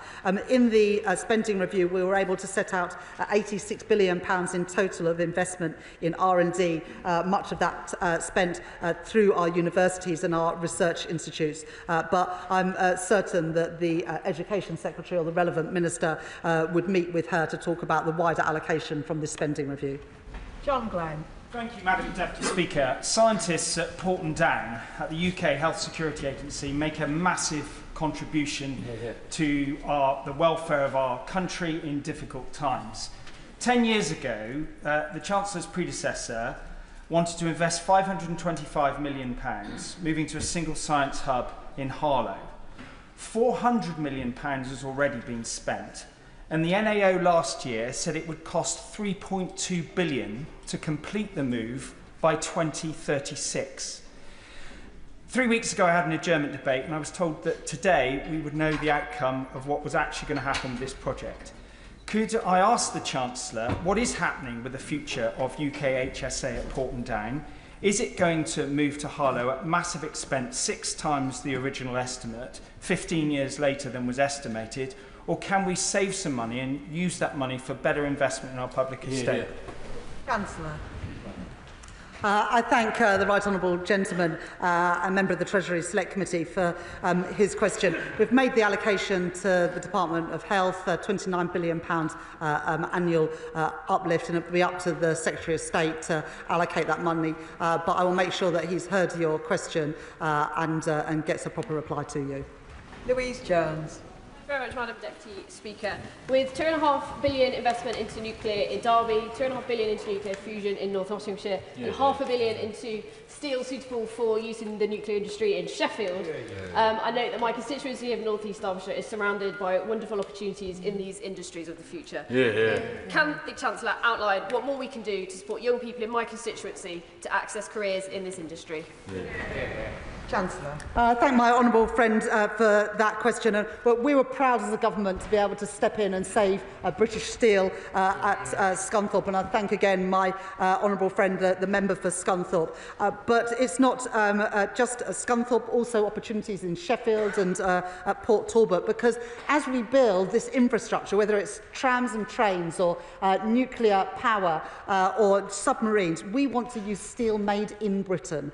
And that's a really exciting opportunity, and the investments that we're putting in small modular reactors and fusion in Nottinghamshire and Derby create great opportunities for jobs, and that's why we're also in this spending review putting record investment in skills so that young people in North East Derbyshire and beyond can get access to the jobs being created.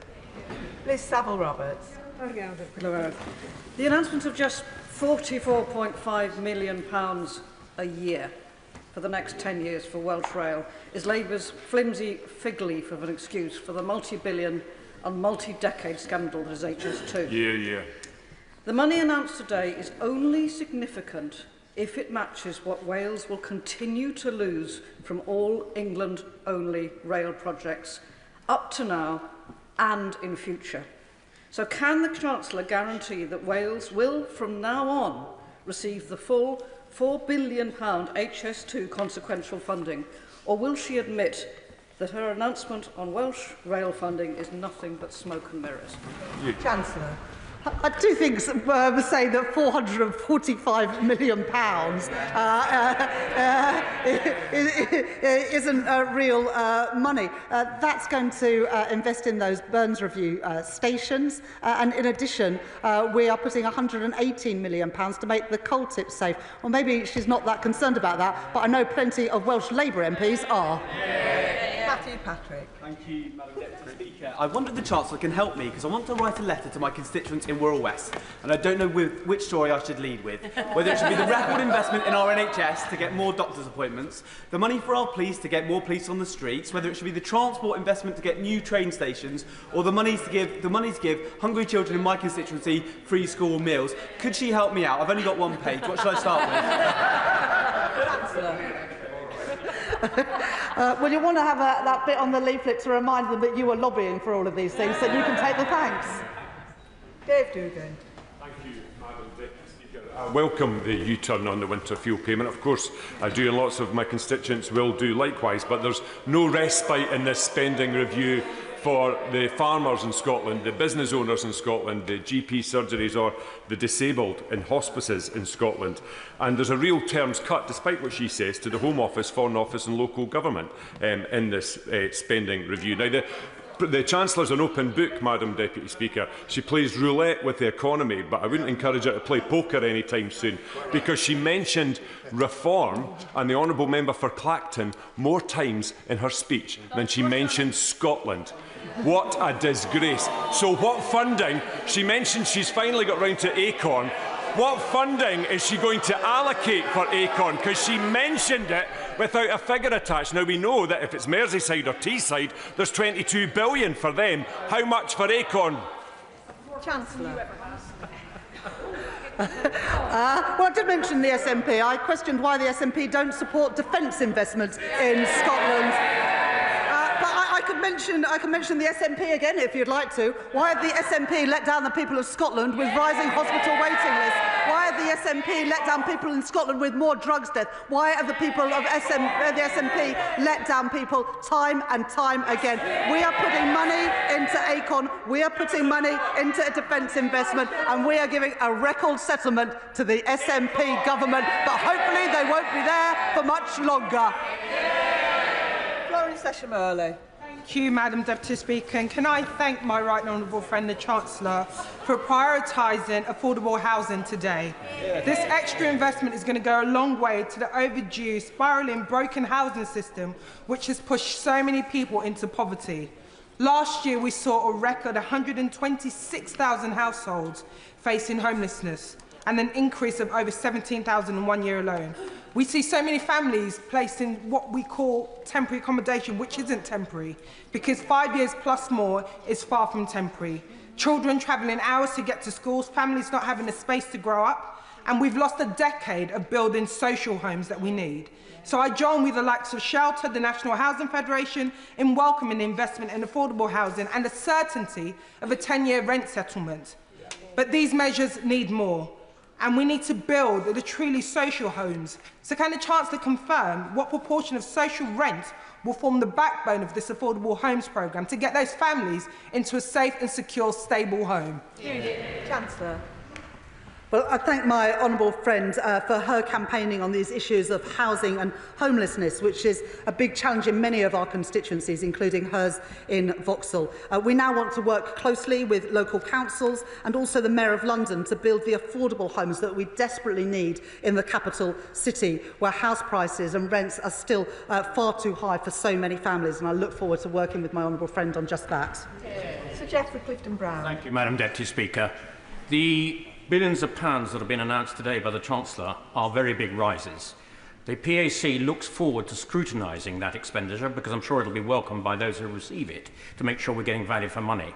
However, could the Chancellor explain to the House how it's going to be funded? Because debt is at a record level, tax is at a record level, or is it the case that British workers can look forward to a summer expecting more tax increases? Chancellor. Well, I look forward to that scrutiny, but the honourable gentleman will know that the allocations we've made today is based on the tax increases that we made in the budget last year. So we're not spending a single penny more or a single penny less than the money that we set out in the autumn budget and the spring statement. Ruth Cadbury. Thank you, Madam Deputy Speaker. I welcome the significant transport investment that the Chancellor has announced today in the North and in the city regions. This is helped through her changes to the Green Book. But when will the place-based business cases be reviewed so that these local areas can start planning for that local transport initiatives that they've so long waited for? Chancellor. Well, I hope that the my honourable friend can already see the impact of our change attitude and our change perspective at the Treasury by putting this record investment, £15.6 billion that we announced last week, into 8 mayoral combined authorities to better connect towns and cities. And because of the changes we've made, it is why we've been able today to put more money into the Trans-Pennine route, upgrade the Midlands hub, and indeed significant investment in trains in Wales. Tim Farron. Thank you, Madam Deputy Speaker. My community in Westbourne will be outraged by a 17% reduction in farm funding, and we will be perplexed, and are perplexed, because we were told to expect today a decision on the vital scheme to dual the A66 from Penrith to Scotch Corner, which is crucial to east-west connectivity, the northern economy, and to saving lives. There was no mention in the statement or in the accompanying documents at all. Will she confirm now that the A66 upgrade will take place? Chancellor. I thank the right honourable gentleman for that question. The allocation has now been made to the Department for Transport. We haven't set out every project that's going to fund today, and I'm sure that the Transport Secretary will come to this House or the relevant Select Committee in due course. Graham Downey. Thank you very much, Madam Deputy Speaker. Can I thank the Chancellor of the Exchequer, in particular putting her faith in young people for the future with investments in AI, nuclear and defence, opportunities which young people in Scotland deserve, alongside £1.2 billion for training and apprenticeships. Meanwhile, in my own constituency, Fife College has recently warned of course cuts and campus closures thanks to the mismanagement of the Scottish budget by the SNP. Does she agree with me that the best way to get the opportunities that young people deserve in defence, nuclear and other industries is with a Scottish Labour government and Anas Sarwar as First Minister? Well, I think we saw in the by-election last week how desperate the people of Scotland are for change after 2 decades of SNP so-called leadership. We are putting investment in training and apprenticeships in this spending review, and I very much hope the SNP will match that in Scotland. Richard Tice. Thank you, Madam Deputy Speaker. Well, the Chancellor inherited supposedly a black hole, and she's dug a crater into which public confidence is plunging. Business confidence is plunging. And the truth is, jobs, 250,000 jobs are disappearing since the blunder budget. And despite all the noise we hear from the benches opposite, the reality is that government spending is completely out of control. Inflation is up, unemployment is up, government borrowing is up, and the cost of government borrowing is up. And the only thing that's going down are jobs and GDP. But I have some good news for the Chancellor. In the 10 councils that we control, Madam Deputy Speaker, that we control, we're already identifying savings of hundreds of millions of pounds. She may want to learn some lessons. That, Madam Deputy Speaker, is why reform is leading in the polls. Chancellor. Well, I noted recently on a podcast that the honourable member said that he wanted to cut government spending by £300 billion. Well, that would mean getting rid of the whole of the NHS and the whole of the defence budget. We have increased spending by £300 billion to invest in our schools, our hospitals, our transport and our defence. I know that the party on those benches is soft on defence, soft on workers' rights and want to privatise our NHS. I don't think that is the priorities of the British people. John Brady. Thank you, Madam Deputy Speaker. I may say reforms economic policies appear to have been cooked up after a heavy night at most bars in The Simpsons. 18 years of the SNP. We have failed to invest in Glasgow's transport infrastructure. We have no airport rail link, no Parkhead station. We don't even have lifts at Bridgeton Station. And I contrast this, Madam Deputy Speaker, with the Right Honourable Friend, the Chancellor of the Exchequer's firm commitment to transport. Does my right honourable friend agree with me that £50 billion extra for the Scottish Government to sort out the SNP's NHS waiting lists, record investment in the defence industry in the Clyde to defend our nation, which the SNP object to, investment in clean energy critical for jobs in Glasgow, and continued support for the Glasgow and Clyde Valley City deal demonstrates that Scotland runs through the heart of this Labour government, and it's time we turfed out the SNP after 18 years of failure. In the spending review today, we've set out investment in defence to support jobs in Scotland, investment in Acorn to support jobs in Scotland, investment in nuclear, which will benefit the people of Scotland with lower bills, and a record settlement for the Scottish Government. It's up to them now to use that money wisely. I wouldn't hold out much hope under the SNP. Esther McVeigh. Thank you very much, Madam Deputy Speaker.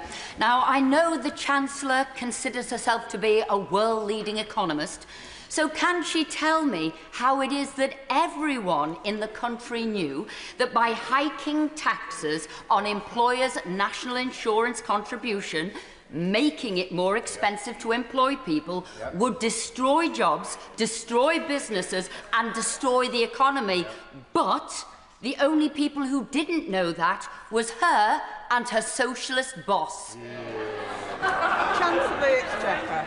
I'm sorry to disappoint the Right Honourable Lady, but there are 500,000 more jobs in Britain since the last general election, and business confidence is going up. Stephen Sanders.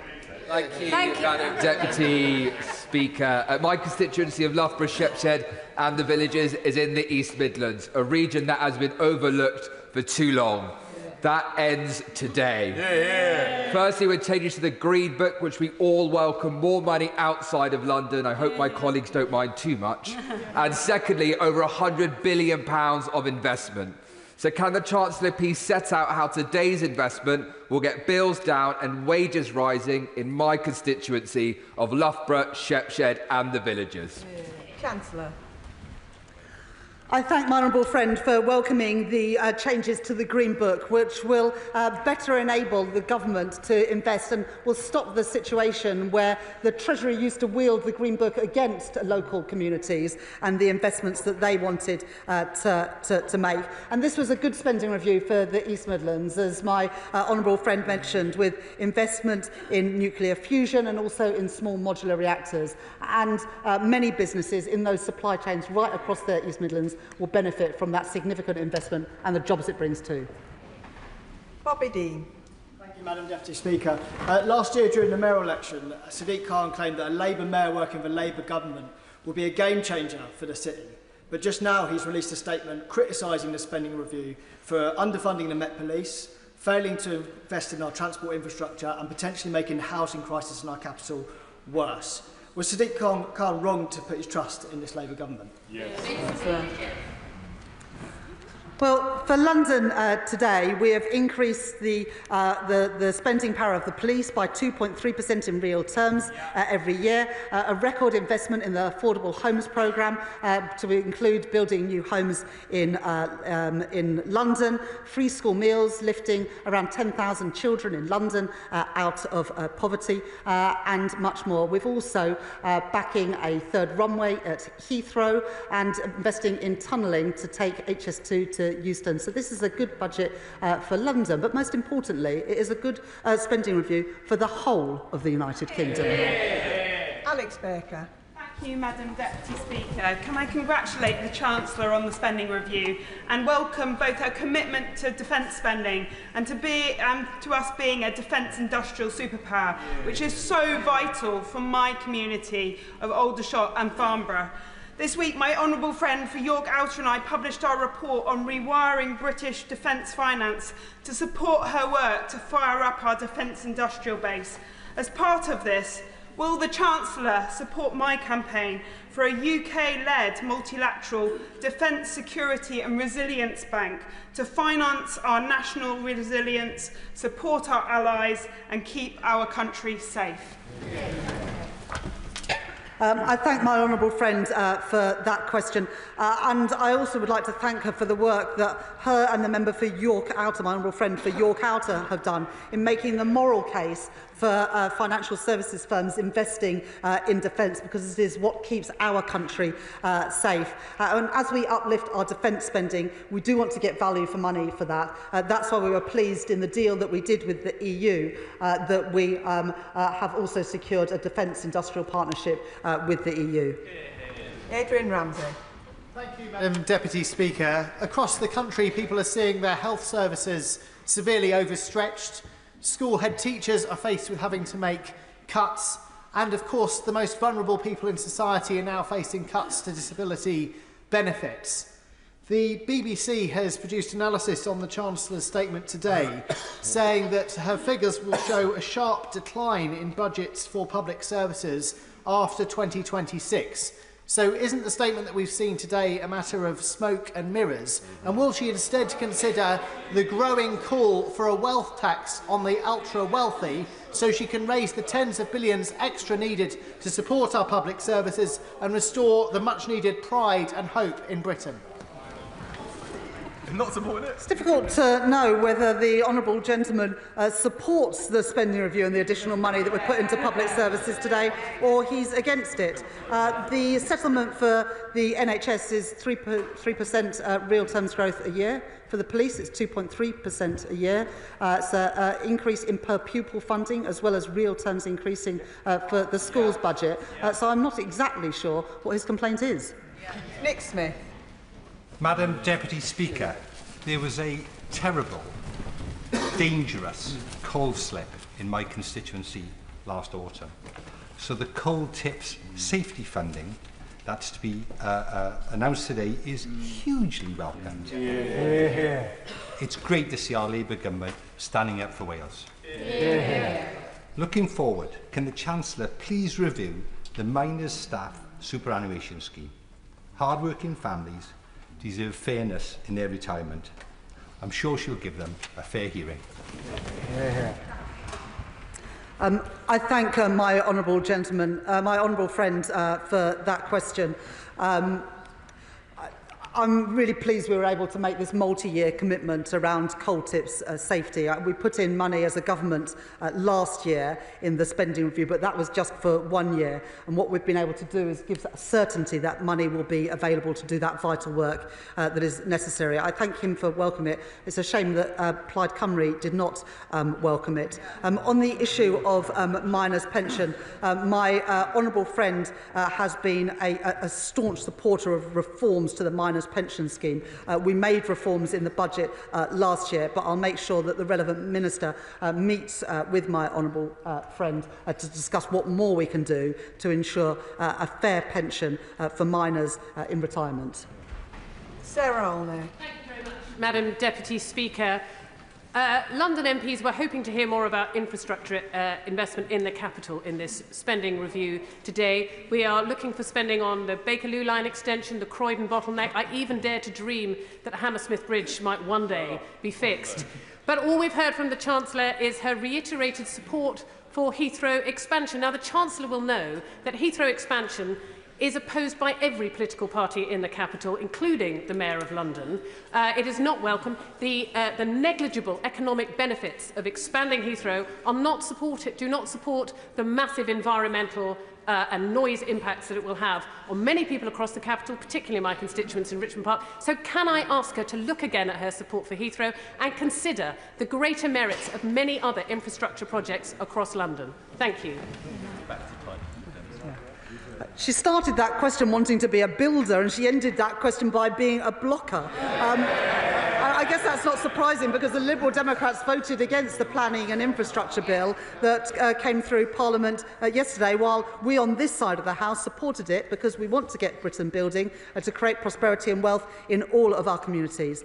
We've provided in the spending review today an integrated settlement for the Mayor of London, and also a multi-year settlement for Transport for London. In addition to that, we have supported expansion at City, and we've got a in principle commitment to expansion with a second runway at Gatwick. This government is backing London, but most importantly, we're a government for the whole country, which is why we've announced significant investments right across the UK today, which are much needed. Claire Hannah.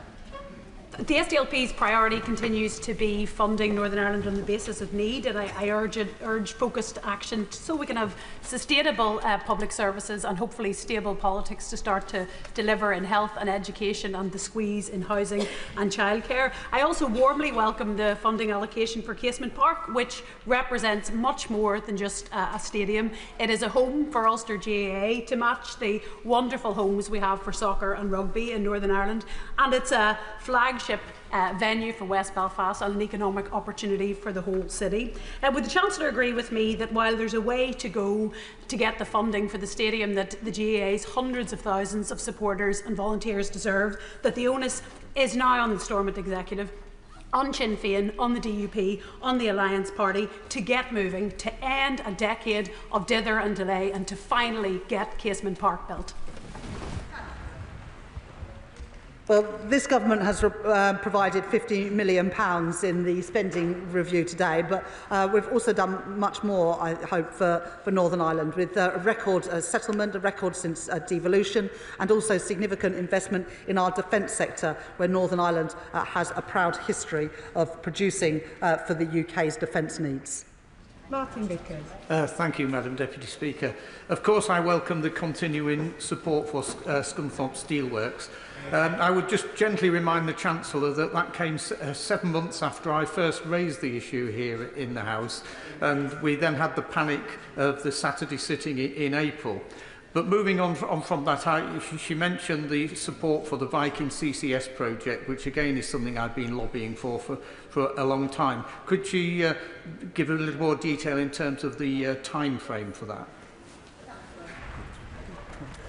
I thank the honourable gentleman for welcoming what we did with British Steel at Scunthorpe. I know that he's been a strong voice advocating for British Steel in Scunthorpe, unlike some of our late arrivals in another party. On Viking and carbon capture and storage, really pleased alongside the Acorn investment in Aberdeenshire to be able to announce that today. The Energy Secretary will set out in due course the timing and the money available, but after what we did with Merseyside and Teesside at the end of last year investing in carbon capture and storage, we're now in a position to put investment into that second tranche at Aberdeen and also in the Humber. Yasmin Qureshi. Thank you, Madam Deputy Speaker. I want to thank the Chancellor for all the spending commitments that she's made, whether it's education, whether it's health or transport. But I want to particularly refer to the £39 billion that she's committing to housing. In my constituency of Bolton South and Walkden, thousands of families are still waiting for a social home, with Bolton housing waiting list about 20,000. Can I ask the Chancellor what some of the money or funding is directed towards building more social housing in areas like mine so that we can meet the need of our constituents?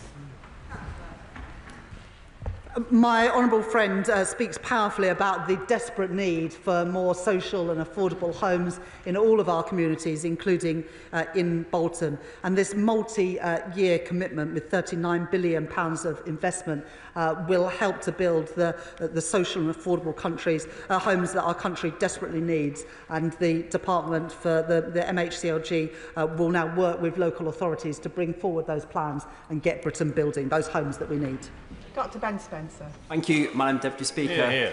What's in some ways most interesting about the spending review is what's not mentioned. No mention of the Road Thames scheme, no mention of our rivers, no mention of the Animal Plant and Health Agency in Newhall, no mention of improvements to rail despite nationalisation of South Western Railway, almost in fact no mention of the South East at all, despite us saying that this is a spending review for the whole UK.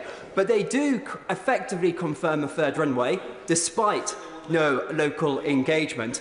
Can I invite the Chancellor to come to Runnymede and Weybridge to meet people and see if their priorities are indeed hers, as she claims?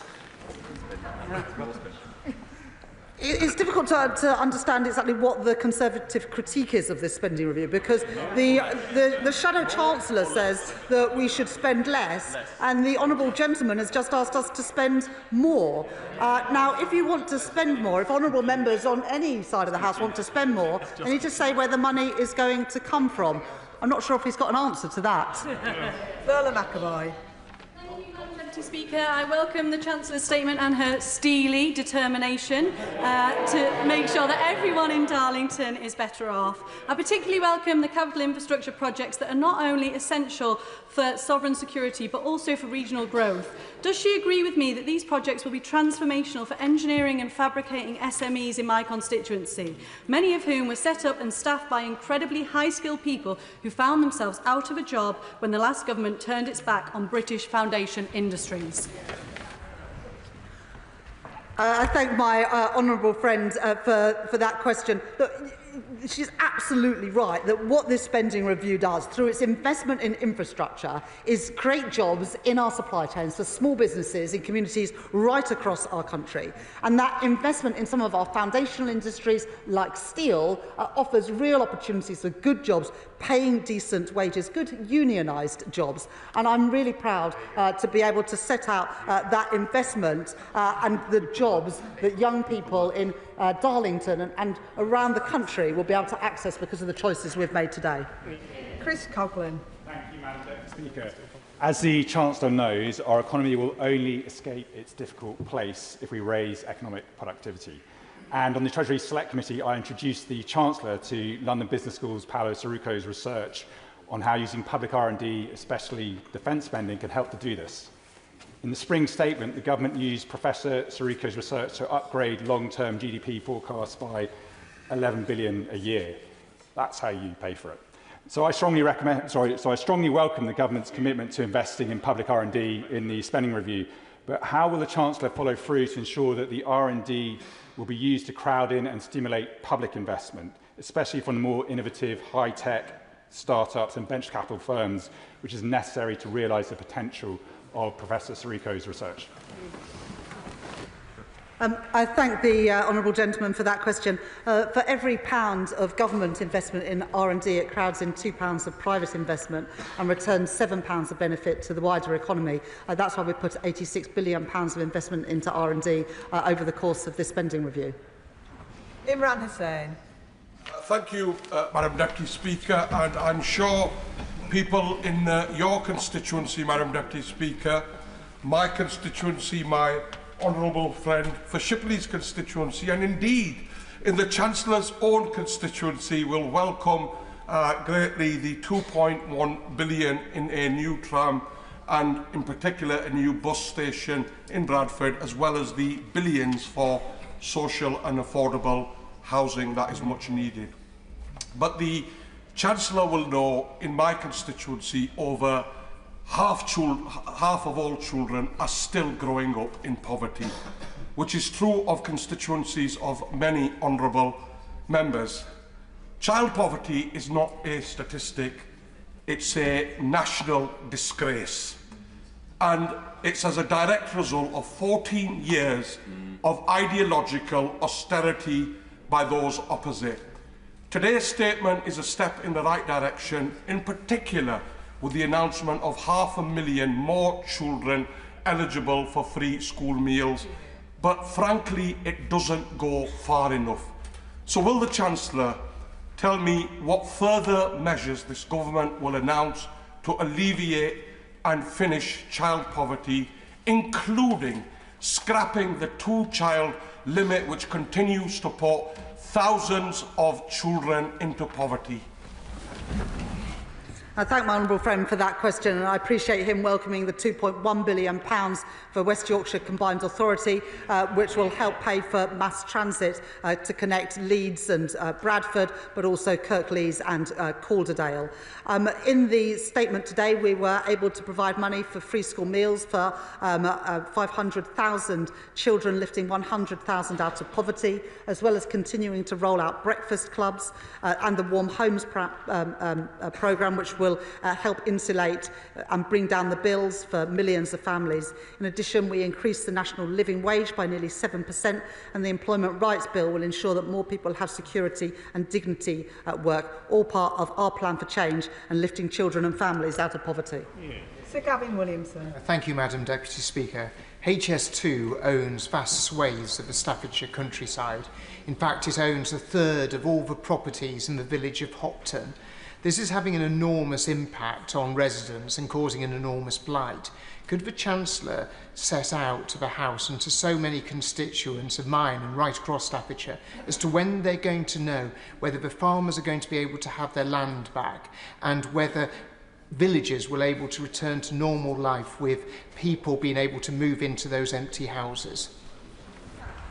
Well, I'm sure that the right honourable gentleman has apologised to his constituents for the total mess that the party opposite made of HS2. Now, we're fixing their mess, getting a grip of the costs of that project. But frankly, for the honourable gentleman to raise HS2 after the mess they made of it, it is astounding. Melanie Ward. Thank you, Madam Deputy Speaker. Almost 20 years of the SNP in government in Scotland, and we have 43,000 Fifers on an NHS waiting list, and a growing gap in educational achievement between kids from the richest and poorest areas.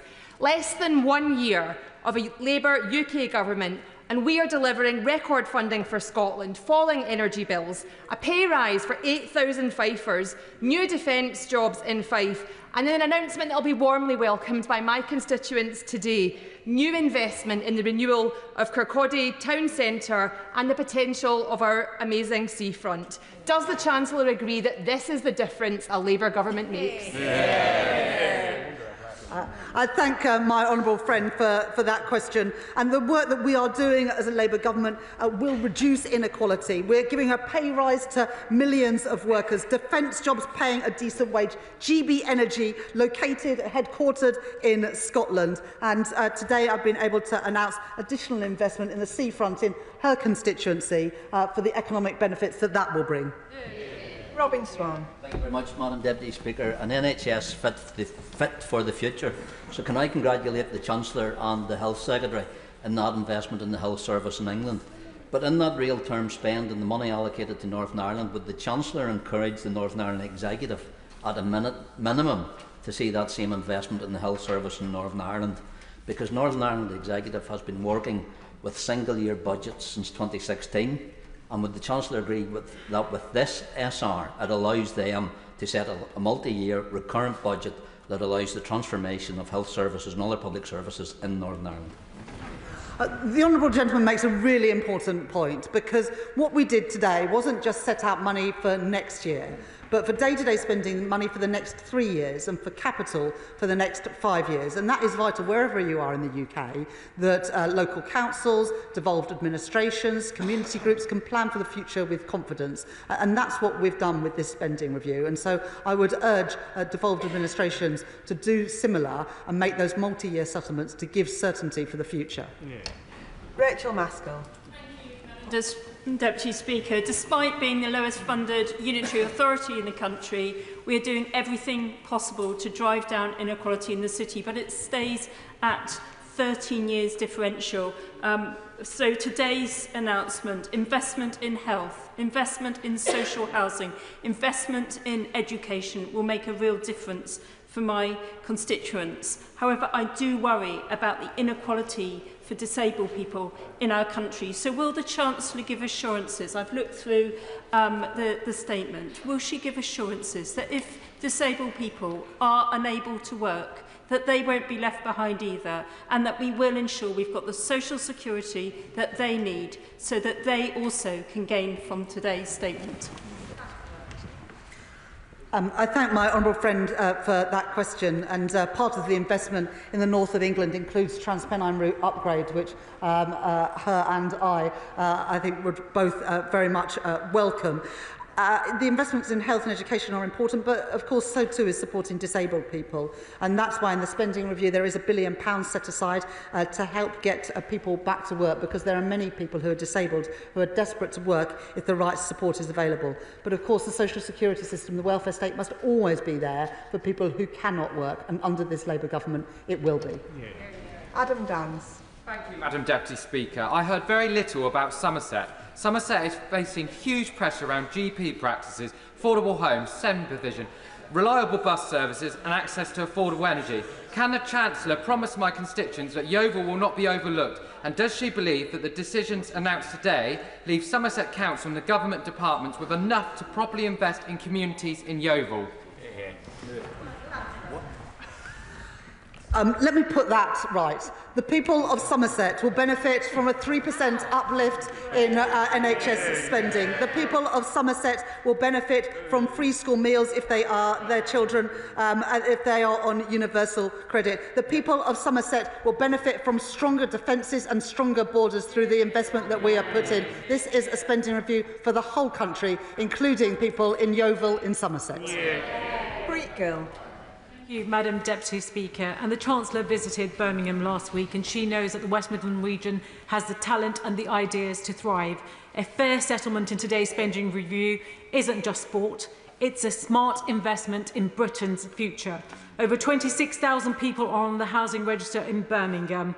So can I thank the Chancellor for doubling investment in the Affordable Homes Programme and the Midlands Rail Hub announcement that I've been campaigning for? And does she agree with me that this will be transformational to deliver a decade of renewal and growth that works for everyone? I thank my honourable friend for that question. And we will build more housing. That's what the investment in the Affordable Homes Grant will achieve. But also it goes alongside transport investment, significant transport investment in the West Midlands and in Birmingham. And I was very pleased that my honourable friend was able to join me in Birmingham last week, where we were able to celebrate investment to extend the metro out to East Birmingham and then to Solihull. Lincoln Job. Thank you, Madam Deputy Speaker. I fear that the Chancellor might... I'd like to thank the Chancellor for her statement, and I fear she may have misunderstood what my friend from Runnymede and Weybridge was asking in reference to the River Thames scheme, because he asked whether the River Thames scheme is included in the 4.2 of Teedale over 3 referenced at paragraph 5121 in the statement. And the Chancellor in reply said he wants to put expenditure up and won't say where it's coming from. I think both he and I are asking, is the River Thames scheme funded from within the EA's half of it, because Surrey County Council pay the other half, in the 4.2 TDEL that she's announced today? She won't know the answer to that. The allocations have been made to government departments, and it will be up to the departments. The Treasury is not going to micromanage every scheme, so it will be up to departments to allocate the money in the way that they choose to. And I'm sure that the Transport Secretary will come to the House and set out those plans. Rachel Blair. Thank you, Madam Deputy Speaker. This spending review reports that there will be a report from the Office for Value for Money about temporary accommodation and the terrible waste of money that is going into the poorly procured temporary accommodation. Madam Deputy Speaker, 90,000 children live in temporary accommodation in London. Does the Chancellor agree with me that £39 billion into new genuinely affordable homes, combined with this review into the cost of temporary accommodation, is really positive for all of those children living in London who sadly do not have a permanent home into the future? And does she agree with me that this will make a transformational change in London? Yeah.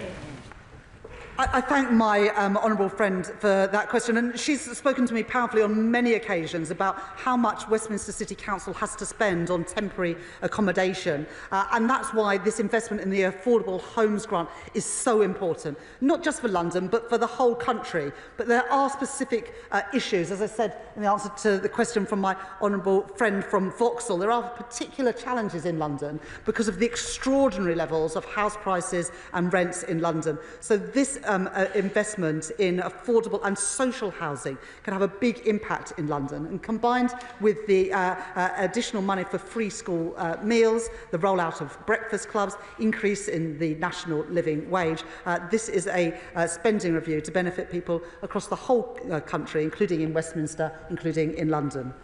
Josh Babarinde. Thank you, Madam Deputy Speaker. Fellow Eastbournian Mark Tonra and I were gravely ill in the same ward together at Eastbourne District General Hospital last year. And because of the outdated and outgrown hospital buildings at the DGH, Mark harrowingly watched another patient opposite him die from his bay, and other patients watched Mark deteriorate with only a flimsy curtain to protect his dignity before he himself died. The delay to our new hospital will mean that many more Eastbournians will face this indignity until it's fully rebuilt come 2041. And so, short of heeding my town's calls to unlock that investment sooner, will the Chancellor at least confirm to local families like Mark's and my NHS Trust that her NHS capital expenditure will specifically be able to fund the 98% unmet cost of our maintenance backlog in Eastbourne to help more patients get the care and dignity that they deserve? I thank the honourable gentleman for speaking powerfully about his experience and the experience of his constituents. And after 14 years and broken promises from the party opposite, our hospitals are not in good enough condition. And that's why we've set out the new hospital buildings programme. But it's also why, in the spending review, we've put aside money for improvements to hospital conditions in the meantime. And I will make sure that the relevant health minister meets with the honourable member to talk through what that means for people in Eastbourne. Chris Webb. Thank you, Madam Deputy Speaker. Today's announcement was a great day for Blackpool. I believe Blackpool got mentioned more than any other place in the country, and the Chancellor will know the issues we faced from when she joined me in Blackpool last year and saw for herself the deprivation and the damage of 14 years of the Tories did to our town. So we should confirm today that this is just the start and the beginning of a new investment for deprived areas like Blackpool and across the country. Now we've got a Labour government and a Labour Chancellor in charge. I thank my honourable friend for that question and how you always passionately argue the case for Blackpool. And yes, there is deprivation in Blackpool, but there is also huge opportunity. And that's why we are backing Blackpool with the investment that we're putting in the spending review today. Jim Allister. Thank you, Madam Deputy Speaker. Why does the Chancellor think it appropriate to pledge £50 million on a preferential basis to a sporting organisation which has a political objective as its first and defining attribute, and which has named some of its sports grounds and its trophies after IRA terrorists who brought such death and destruction to Northern Ireland, while other sporting organisations are required to make do with what they were allocated in 2011?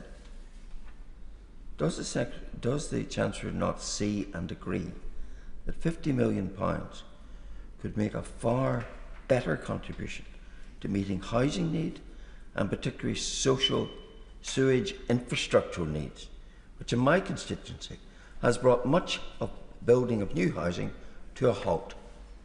What is the priority here when matters like that are ignored?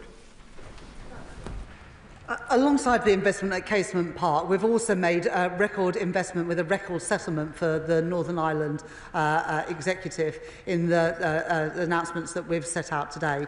In addition to that, substantial investment in the defence sector, including in Northern Ireland. So there is plenty of money going into Northern Ireland. It now needs to be spent wisely. Alex Barris-Curtis. Deputy Speaker. Thank you. Can I commend the Chancellor on her statement and pay tribute to her, to my right honourable friend, the Welsh Secretary, and all my Welsh Labour colleagues for their advocacy for standing up for Wales at this spending review. Can I particularly welcome the investment in coal tips, which will be really important in constituencies across Wales, and in rail. £445 million, turning the tide on 14 years of underinvestment by the 4 Conservatives left on the benches opposite. Can I take the opportunity to use her good offices, seeing she is here, given this substantial rail investment that has been announced, whether she will offer her support to a campaign in my constituency for Ely Mill Station to be built? Now that all those stakeholders have the money they need, they can get on with it, can't they? We did announce 2 new railway stations in Wales today with the £445 million, and in the 10-year infrastructure strategy that we'll be publishing next week, we'll be setting out more details of investments right across the UK. And I'm pleased as well that he welcomes the £118 million for that coal tips work, which I know is so important, and so many Welsh Labour MPs have lobbied me about over the last few months. I'm pleased that we can deliver for your communities in Wales. Vicky Slade. Thank you, Madam Deputy Speaker. I declare my interest as a sitting councillor. I know that local government will be pleased to see that there is an increase in spending and have that clarity. But one area alongside social care which will sink councils is an area we have no clarity on. And that is the statutory override on special educational needs, which was promised time and time again, and we were hanging our hats on having it today. Can the Chancellor tell us what is happening, and can we give security to councils on special educational needs?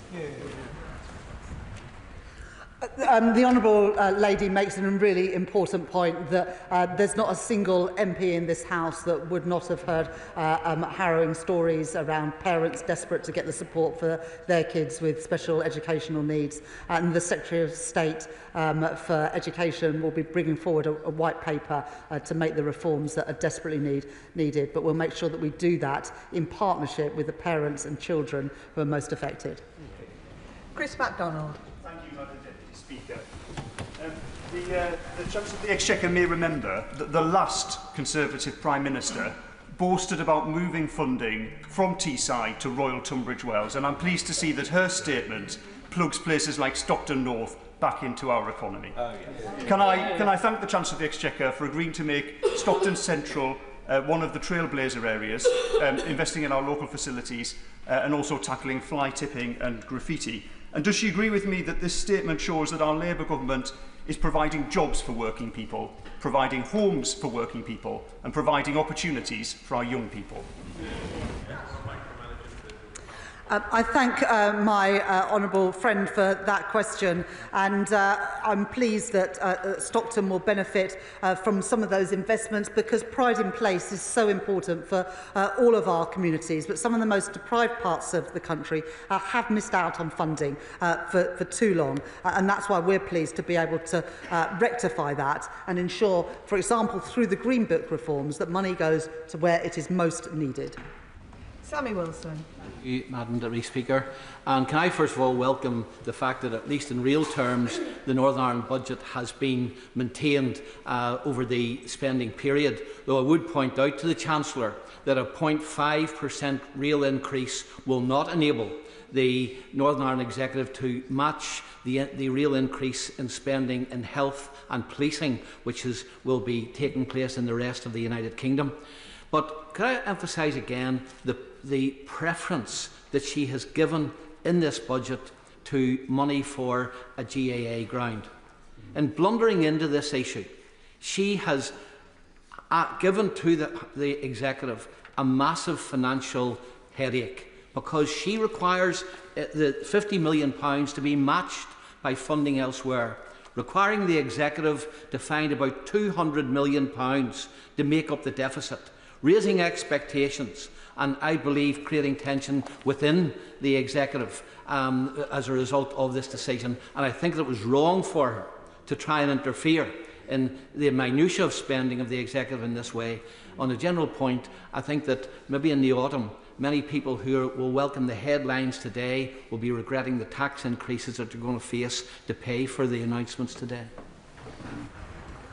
Well, the announcements today are all within the envelope that I've already set out through the tax increases and the changes to the fiscal rules in the autumn and then the decisions in the spring statement. All we have done today is allocate the envelope that we already set out. As I said at the time, public services would now need to live within the means that we set at that budget. This does not spend a single penny more or a single penny less than the money that was already allocated. And on the specific issue that he's raised, I'm very happy to pass on what he said to the Northern Ireland Secretary and to ensure that there's a meeting between the relevant Minister and the relevant Members of Parliament.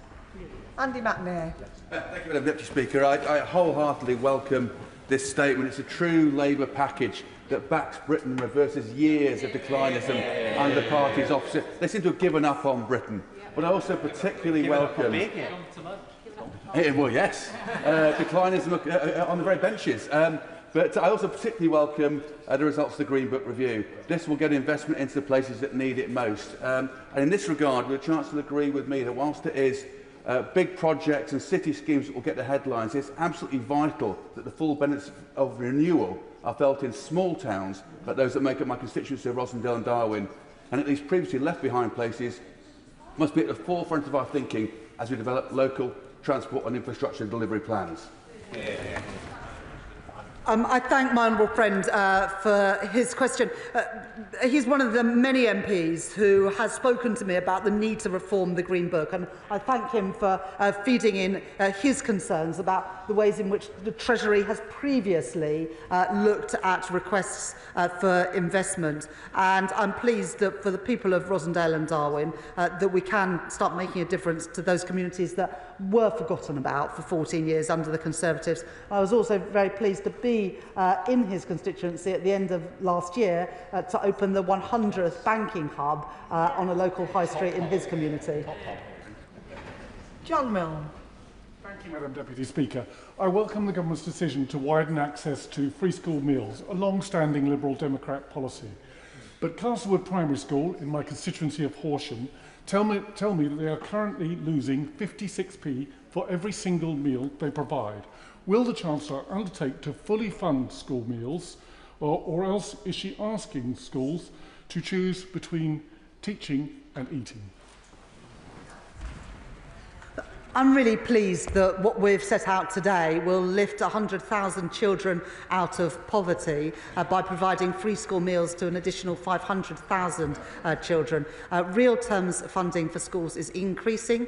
Real terms of funding per pupil is increasing to ensure that schools are able to provide these free school meals and the teaching that our children need. Matt Bishop. Thank you, Madam Deputy Speaker. Can I thank the Chancellor for the announcement today of the extra funding for crumbling schools. As we know, schools across the country have been left to fail under the last 14 years of the previous government. Can I ask the Chancellor how establishments such as Forest High School in my constituency, that is literally crumbling day by day and at serious risk of closure, can access those vital funds needed to remain that we can provide the service required for students in the Forest of Dean? Well, I thank my honourable friend for raising those concerns about schools in the Forest of Dean and that school in particular. It's not good enough, the state that schools are in at the moment after 14 years of Conservative government.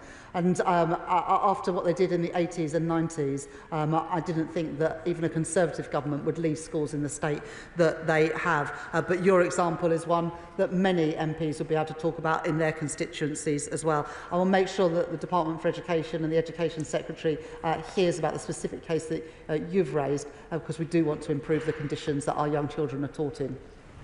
Gideon Amos. Thank you, Madam Deputy Speaker. I thank the Chancellor for her statement. As well as freeing people up by tackling a social care crisis, the real way to get growth that we all want to see in this country is a target for publicly funded social homes, albeit I welcome the funding that has been found for housing, and funding for the infrastructure that communities want to see, which will unlock tens of thousands of homes. Wellington and Cullompton Stations project was something I raised with the Chancellor last summer, and she said at the dispatch box that it would be going ahead because it had started. That project will bring £180 million of growth to the Cardiff-Bristol-Exeter corridor and generate hundreds of new jobs. Are my constituents right, and a genuine question to the Chancellor, are my constituents right to be dismayed that there is no mention of any South West projects in the statement today? Well, last week we set out additional money for the Mayor for the West of England, and we've also announced today a fourfold increase in local transport funding, which is something that will be available for communities across the country. But the honourable member says that he wants to grow the economy. And it's very disappointing then that the Liberal Democrats voted against the Planning and Infrastructure Bill yesterday, which will do exactly that. Yuan Yang. Thank you, Madam Deputy Speaker. I strongly congratulate the Chancellor for the impact she's already had by reforming the way the Treasury works, in particular to unlock the capital investment that we need for the future of our economy. I also commend her for her commitment to our future generations through her funding for schools and extension of free school meals.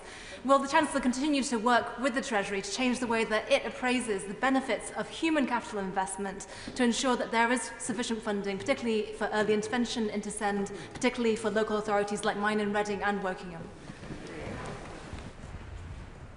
I thank my honourable friend for welcoming the reform we've brought in at the Treasury, the reform to the fiscal rules to unlock money for investment, the reform with financial transactions to enable more money to be spent through public finance institutions, and particularly the reform of the Green Book. My honourable friend is absolutely right to mention the importance of human capital, and that's why in the spending review today we've announced a significant investment in skills and also in ensuring that children are ready for schools through investment in the early years. Will Forster. Thank you, Madam Deputy Speaker. As the MP for Woking, I represent the most bankrupt and indebted local authority in the country. Therefore, I was very disappointed that it appeared the Chancellor didn't mention councils or local government once in her statement. I am more disappointed in the detail of the statement that the government is only investing an extra 1.1% in local government next year and the year after. What does the Chancellor say to councils across the country and to my constituents of Woking to justify that lack of investment? Well, that's real terms increases in spending every year that this Labour government are giving to local authorities, and that compares to the Conservative Liberal Democrat administration from 2010 to 2015 that cut real spending by 2.9% every year. So I'm much happier to stand on my record as Chancellor than what the Liberal Democrats did when they had a chance of being in government. Anna Dixon.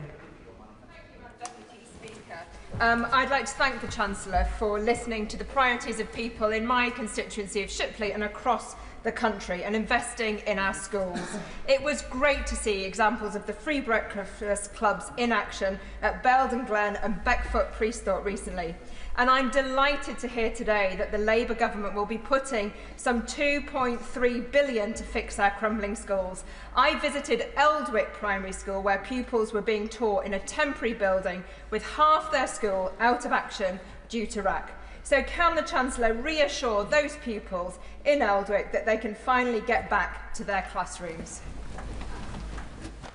I'd like to thank my honourable friend for the passion with which he speaks about schools, which is something I very much share. That's why we are rolling out breakfast clubs at primary schools. It's why we are introducing free school meals for all children whose carers are on universal credit. It's why we're putting real terms funding in to our schools and also in per pupil funding. And it's why we are addressing the terrible situation of children being taught in temporary classrooms and crumbling schools. And I'll make sure that Department for Education hears about the experience in Shipley to hopefully ensure that that school is on the list. Deirdre Costigan. Thank you, Madam Deputy Speaker. A woman came to my surgery in Ealing Southall last Friday, where she showed me photos of the one bedroom she shares with her 4 children. 5 of them sharing beds, living with black mould on the walls, and all the kids having been hospitalised with no doubt related bronchial infections. It's temporary accommodation, but she's been there 10 years, and it's not unusual. Does the Chancellor agree that today's record £39 billion investment in social and affordable homes marks an end to Conservative austerity, an end to their failure to build, and that it will finally give hope to families stuck in damp, overcrowded flats in London and across the country? It's stories like that which my honourable friend has just told, which is exactly why the Deputy Prime Minister and myself have prioritised investment into affordable homes, because nobody should have to live in those sorts of conditions in the 21st century. And with the reforms that we're making and the money that we're putting in, they won't have to for much longer. Adam Thompson. Thank you, Madam Deputy Speaker. And can I thank the Chancellor very much for her statement today. I particularly welcome all of the choices that she made, but especially the investments in Derby and the wider East Midlands, which are going to be an enormous boon to my constituents in Erewash. I also warmly welcome her commitment to end the use of asylum hotels in this Parliament. The Tory party let the asylum system get completely out of control. Does the Chancellor agree with me that investment now will result in savings of billions as the system gets fixed? I thank my honourable friend for that intervention. The investment that we're putting into Derby and also into Nottinghamshire is significant. Small modular reactors, investment in defence, investment in fusion as well, creating good jobs, paying decent wages right across the East Midlands. And on the issue of asylum hotels, I don't think that taxpayers' money should be used for this purpose, and that's why we are reducing the cost of asylum accommodation, I think by around £1 billion during the course of this Parliament, and ending the use of asylum hotels. Andrew Lewin. Thank you, Madam Deputy Speaker. It is a source of pride to see a Labour Chancellor announce such a transformative programme for social housing. And my hope is that the boost to the Affordable Homes programme can also be used to help unlock stalled projects, like in my constituency in Welwyn Garden City, where there's a Metropolitan Thames Valley development right adjacent to the station that needs to get motoring. So I want to thank the Chancellor for her investment today and ask if she agrees with me that our message to councils and housing associations is that we back you and now it is time for you to build. The changes we've made to the planning system, the changes we are making through the Planning and Infrastructure Bill, gives the opportunity to build. And what we've done now is back that with money through the Affordable Homes Grant to ensure that we included in that is a good proportion of social and affordable housing for all the reasons that honourable members have mentioned, and particularly around this issue around housing around stations. There's huge potential there. The infrastructure is there. We want to have the housing there too. Dr. Lauren Sullivan. Thank you very much, Madam Deputy Speaker. Can I thank the Chancellor for the spending review? And after being a local councillor for nearly a decade, Local austerity is over, so thank you. In Gravesham, Labour-led council, we have given thousands of permissions for stored brownfield sites. Many of these are needed for the homes that we need in Gravesham. Can I seek reassurance from the Chancellor, that that this could be supported by Homes England to deliver and retain council, social and truly affordable homes for our community? I thank my honourable friend for that question. I know that there is a great need for affordable homes in Gravesham, and what we've set out at the spending review today, as well as the planning reforms that we've brought in and continue to bring in, opposed by, I think, all of the parties opposite, we can get those homes built for local families in Gravesham. Jack Abbott. Thank you very much, Madam Deputy Speaker. And can I also welcome a huge raft of announcements today, not least the announcement that we're going to be expanding free school meals, which will benefit 6,500 children in Ipswich. But I also want to celebrate the enormous multi-billion-pound green light for Sizewell C.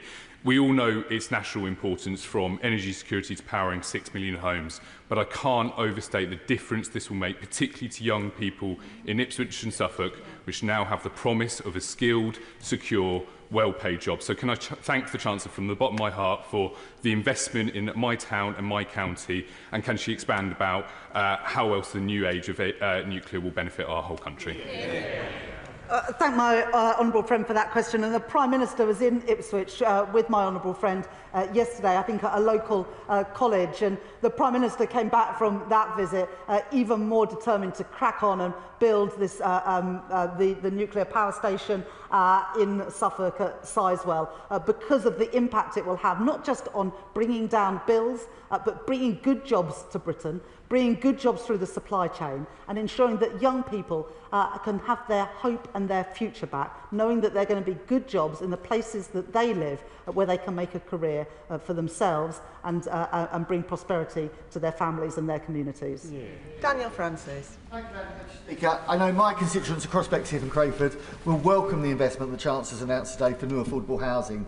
The government's set ambitious targets for 1.5 million homes, including 88,000 homes across London.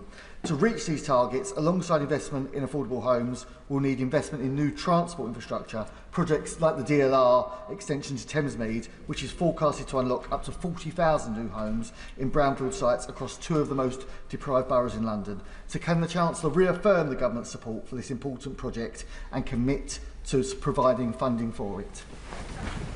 I thank my honourable friend for that question, and Bexley and Crayford is a part of the country that he knows, that I know well, and there is huge potential in Bexley and Crayford for more homes and more investment.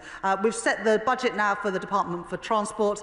We're going to be setting out the 10-year infrastructure plan next week to unlock more investment, both public and private, in housing and in transport. Antonia Bands. Madam Deputy Speaker, one of the first pieces of casework I picked up was of a young woman pushing her two children through central Wednesbury. We moved to the side and she told me she was in temporary accommodation, and then she showed me the insect bites up her arm. In my council's area, there are 21,000 people on the housing waiting list, nearly 550 families in temporary accommodation, awful substandard B&Bs, multiple buses to get their kids to school. So can my right honourable friend confirm that our share of the £39 billion for council and social housing is coming to Tipton and Wednesbury and Coseley, to the Black Country, to the West Midlands, to build the homes for local families that we need? It absolutely is. Lawrence Turner. Thank you, Madam Deputy Speaker. I was delighted to hear the official commitment today in backing the Midlands Rail Hub, and I'd like to thank the Chancellor and the Transport Secretary for listening to the at times persistent representations in support of this essential project. We inherited a set of engineering plans with no money behind them. Now there's a chance to turn them into something real, and this is good news for Birmingham, it's good news for the economy of the West Midlands. At the centre of those works is Kings Norton Station in my constituency. We need the works there to unblock the cross-city line, and on a matter of literary heritage, Kings Norton is also the birthplace of Thomas the Tank Engine. The Reverend Audrey lived a few yards down the road. Wouldn't it be a great tribute if space could go in the ground for the 80th anniversary next year? So will the Chancellor and her officials work with local representatives so we can understand which of those individual projects are going to be started first and we can finally restore Kings Norton Station to its former glory? I once spent a day at Thomas the Tank Engine Wells, but I hope that the trains that we're going to be investing in and the tram lines may be a little bit less talkative and a bit more productive. The reason I mentioned my honourable friend in my speech today is because he has persistently lobbied for the Midlands rail hub, and we're very pleased as a government to be able to make that commitment today that will benefit his constituents and many others as well. Kemi Badenoch. Thank you, Madam Deputy Speaker. Today's spending review is a great big boost for the defence and life science sectors in this country. My constituency of Stevenage is a national hub for both of those sectors. This morning I visited the cell and gene therapy catapult with the Minister for Science, Lord Patrick Vallance. Last week, my Right Honourable friend, the Secretary of State for Defence, visited MBDA to see the Storm Shadow missiles being fitted out for Ukraine. Today's extra investment will be a great big welcome in my town of Stevenage. Young people want those new jobs. When can they expect to see the benefits of that new investment? There's huge opportunities in Stevenage, both in life sciences and in the defence sector, to take advantage of the investment that we're putting in, whether that's in R&D or lifting defence spending to 2.6% of GDP in the next 2 years. And I know that businesses working with their tireless local MP will make sure that that investment gets to Stevenage. Sam Rushworth. Madam Deputy Speaker, a third of children in Bishop Auckland live in poverty, and so I welcome today's spending review, which set out how they will benefit not just from the free breakfast clubs, but also the extension to free school meals, from warmer homes, more access to sports and the arts, and also, frankly, that their parents will be getting the pay rises that they deserve under this Labour government. But many of those children live in deprived neighbourhoods, which have seen big cuts to social infrastructure over the last 15 years, including the closure of swimming pools, youth clubs, Shorestat centres for sure, boxing gyms and the likes. So I noted with interest on page 36 a reference to 350 deprived communities across the UK being invested in by this government. And I wonder if the Chancellor could say more about that, because there are no figures actually in here. And if she can't give a full answer today, if I could engage with her office on this. This will be a scheme operated from MHCLG. We announced some of the neighbourhoods that will benefit from that investment today. This is not something that neighbourhoods will have to bid for. This will go to the communities that need it most, and the Deputy Prime Minister will be setting out in due course all of the 350 neighbourhoods that will benefit from this investment. Joe Powell. Madam Deputy Speaker, under the Conservatives, London's housing crisis escalated to dangerous levels with one child in every classroom in temporary accommodation. So I warmly welcome the £39 billion for the Affordable Homes Programme, but also the 10-year rent deal and the new low-interest loans, but also something I've been pushing for, and I can see the Minister for Building Safety has entered the chamber, which is equal access to the Building Safety Fund for housing associations so that money can go towards improving conditions of homes and not to remediation. Can the Chancellor outline how this package will tackle London's housing crisis, including in my constituency, one of the most unequal parts not only of London but of the country? I thank my honourable friend for that question, and it's good to see the Minister in his place to hear it too. It's really important that as we invest in the social and affordable housing our capital city but our whole country needs, that we're investing in the right places, but also it has the potential not just to provide the homes that people need, but also reduce that pressure on local authority budgets and national budgets, where so often they are picking up the costs of failure because of the failure of previous governments to invest in social and affordable homes. Jacob Collier. Deputy Speaker, can I also warmly welcome the investment in the Midlands Rail Hub, which will mean 150 extra trains a week through Burton, and the investment in Rolls-Royce in the small modular reactors and nuclear subs that will benefit my constituency and local jobs. She announced a huge package around transport, and she will know that I've been pushing for improvements on the A50, A500 and infrastructure around Branston Bridge. Can she say more about when we can expect an announcement on the road investment strategy?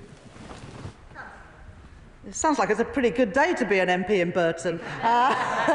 We're pleased to be able to make those investments both in the Midland mainline hub, but also those investments in nuclear technology, as well as the additional housing investment that will go into Burton and places across the country. The allocation has been made to the Department for Transport, and the Secretary of State will set out in due course, and we will be setting out more detail in the 10-year National Infrastructure Plan next week. Yeah. Joanna Baxter. Thank you, Madam Deputy Speaker. 14 years of the Tories, 18 years of the SNP have left many Scottish high streets in desperate need of investment, including those in my constituency of Paisley and Renfrewshire South. So I welcome the Chancellor's announcement today to invest in new community funds, bringing the total of UK Government direct investment in Scottish local growth funding to almost £1.7 billion. So can I ask my right honourable friend if she would agree to come to Paisley to see why Paisley High Street deserves a slice of that very substantial pie? Yeah. Well, I thank my honourable friend for that kind invitation. I look forward to being with her in Paisley and Renfrewshire before too long. It is the case that too many high streets, after 14 years of Conservative government, but the additional 18 years of SNP government in Scotland has left many communities on their backs. And the investments that we've announced today in this spending review, and particularly the multi-year nature of these investments, is about turning those communities around so that more people can have pride in the places that they live. Elsie Blundell. Thank you, Madam Deputy Speaker. I welcome the Government's announcement of an additional £2.5 billion into Greater Manchester. This will have a real benefit for my constituency and the town of Haywood, which will get the tram for the first time. What can the Government do, together with the Greater Manchester Combined Authority, to make sure we get shovels in the ground as quickly as possible? Councillor. I thank my honourable friend for that question, but I would also like to thank her for the lobbying that she did. Because of the efforts of my honourable friend, Haywood will now get that metro station, and working together with the Mayor of Greater Manchester, we will ensure that those spaces are in the ground quickly so that her constituents can benefit from this additional investment that this government is putting in. Dr Zabir Ahmed. Madam Deputy Speaker, it's clear from my right honourable friend's statement today that she understands Scotland and she has left no stone unturned in backing Scotland's economy. But my right honourable friend's ambition, unfortunately, despairingly, is not matched by the SNP government in Holyrood. So will she join me in urging the SNP government to end their ideological blockade on the defence industry, on the nuclear industry, so that finally my constituents in Glasgow South West can access the skills, the jobs and the prosperity that this Labour government is investing in? Chancellor. In the statement today, we were able to announce investment in Acorn in Aberdeenshire, investment in Great British Energy, headquartered in Scotland, and of course substantial investment in defence, £11 billion extra by the end of the spending review period to keep our country, keep our continent of Europe safe. Scotland and Glasgow has a proud tradition in defence sectors, but an ambition that's not matched by the SNP government. This Labour government is backing defence across the whole UK, including in Scotland. Amanda Martin. Deputy Speaker, I'd like to thank the Chancellor for listening to me on behalf of Portsmouth residents in today's review. Be that in commitment to investment in building British in our defence sector, backing our SMEs, investing in our country's securities and investment in our Royal Navy base, or investment in our NHS, investment in education, young people and indeed across our public services. And something really important to my constituency is housing. With £39 billion affordable housing pot and a local growth funding targeted to reach 100 communities, under Labour there is now a real chance to address housing needs in Portsmouth. Madam Deputy Speaker, I'd like to ask the Chancellor how I can work with her and the Deputy Prime Minister to ensure this ambitious investment is wholeheartedly embraced by my Lib Dem Council, so we can ensure that they are as ambitious as we are for Ports of People, and so we can finally see action, Madam Deputy Speaker, and finally see much-needed homes for the people of Pompey. Chancellor. I thank my honourable friend for that question, and I think the whole House pays tribute to the people of Portsmouth and their commitment to our country's defence. On affordable housing, well, look, in the Planning and Infrastructure Bill and the planning reforms we've already announced, we're enabling the building of these homes. And what we're doing today with the £39 billion is putting the money there so that we can build social and affordable homes. But it is disappointing that Liberal Democrats don't back our planning and infrastructure reforms, because unless you back those, it is very hard to get Britain building again and very hard to build the 1.5 million homes that people in Portsmouth and our country desperately need. Jill German. Thank you, Madam Deputy Speaker. I warmly welcome the Chancellor's statement and, like my honourable friend, in particular, the historic £445 million of investment into our rail in Wales. And I'd also like to echo his thanks for the tireless representation of our Secretary of State for Wales and our Welsh Labour MPs. For my constituency of Clwyd North, this means vital funding for Network North Wales to seamlessly connect with the Northern Powerhouse Rail, bringing us closer to realising the ambitious vision of our UK Labour Government, our Welsh Labour Government and our Labour Metro mayors. So does the Chancellor agree with me that it's only with Labour working together that we can truly deliver for the people of North Wales? Chancellor. We've finally got a Labour government here and a Labour government in Wales to work together for the people of Clwyd North and all people right across Wales to make those investments, including the significant investments today that we've announced in transport. And I'd like to pay tribute to all of the Welsh Labour MPs who have lobbied me so extensively to get this investment into Welsh Rail. I was left with no doubts about what the priority was for the people of Wales: transport investment, as well as the investment that we put into coal tip safety. And I'm pleased to have been able to set that out in the spending review today. John Slinger. Thank you, Madam Deputy Speaker. In the age of anger that our opponents seek to exploit, we need a responsibility revolution. And this government has taken responsibility by taking tough decisions to stabilise the economy and carry out the long-term reforms. So, does my right honourable friend agree that it's her responsible approach, not cakeism 2.0, Trussonomics or reforms fantasy economics, that enables today's very welcome investment that will benefit my constituents, whether it's in healthcare or indeed the green transition and defence investment that will help GE Vernova employ hundreds more people in my constituency of Rugby? Chancellor. I thank my honourable friend for that question. We had to make difficult decisions last year to put the public finances on a firm footing after the appalling economic management of the party opposite, which sent interest rates soaring and put pensions in peril. Something that was welcomed, I think, a big supporter of Liz Truss, the current Shadow Chief Secretary to the Treasury, and that's why he's got the word shadow at the front of his name. Economic responsibility is absolutely essential. I set out the envelope for public spending in the budget last year, and we've allocated that money today. Not a penny more, not a penny less. Mark Ferguson. Thank you, Madam Deputy Speaker. A Labour government, a Labour Chancellor, a Labour plan. 500,000 children getting free school meals. Huge investment in our National Health Service, jobs and opportunities closer to home, and £39 billion for affordable housing. Fantastic for my community. But does she agree that people in Gateshead and Wickham may benefit the most from the changes that she made to the Green Book? And does she also agree with me that it gives communities like mine huge opportunities for the future? Chancellor.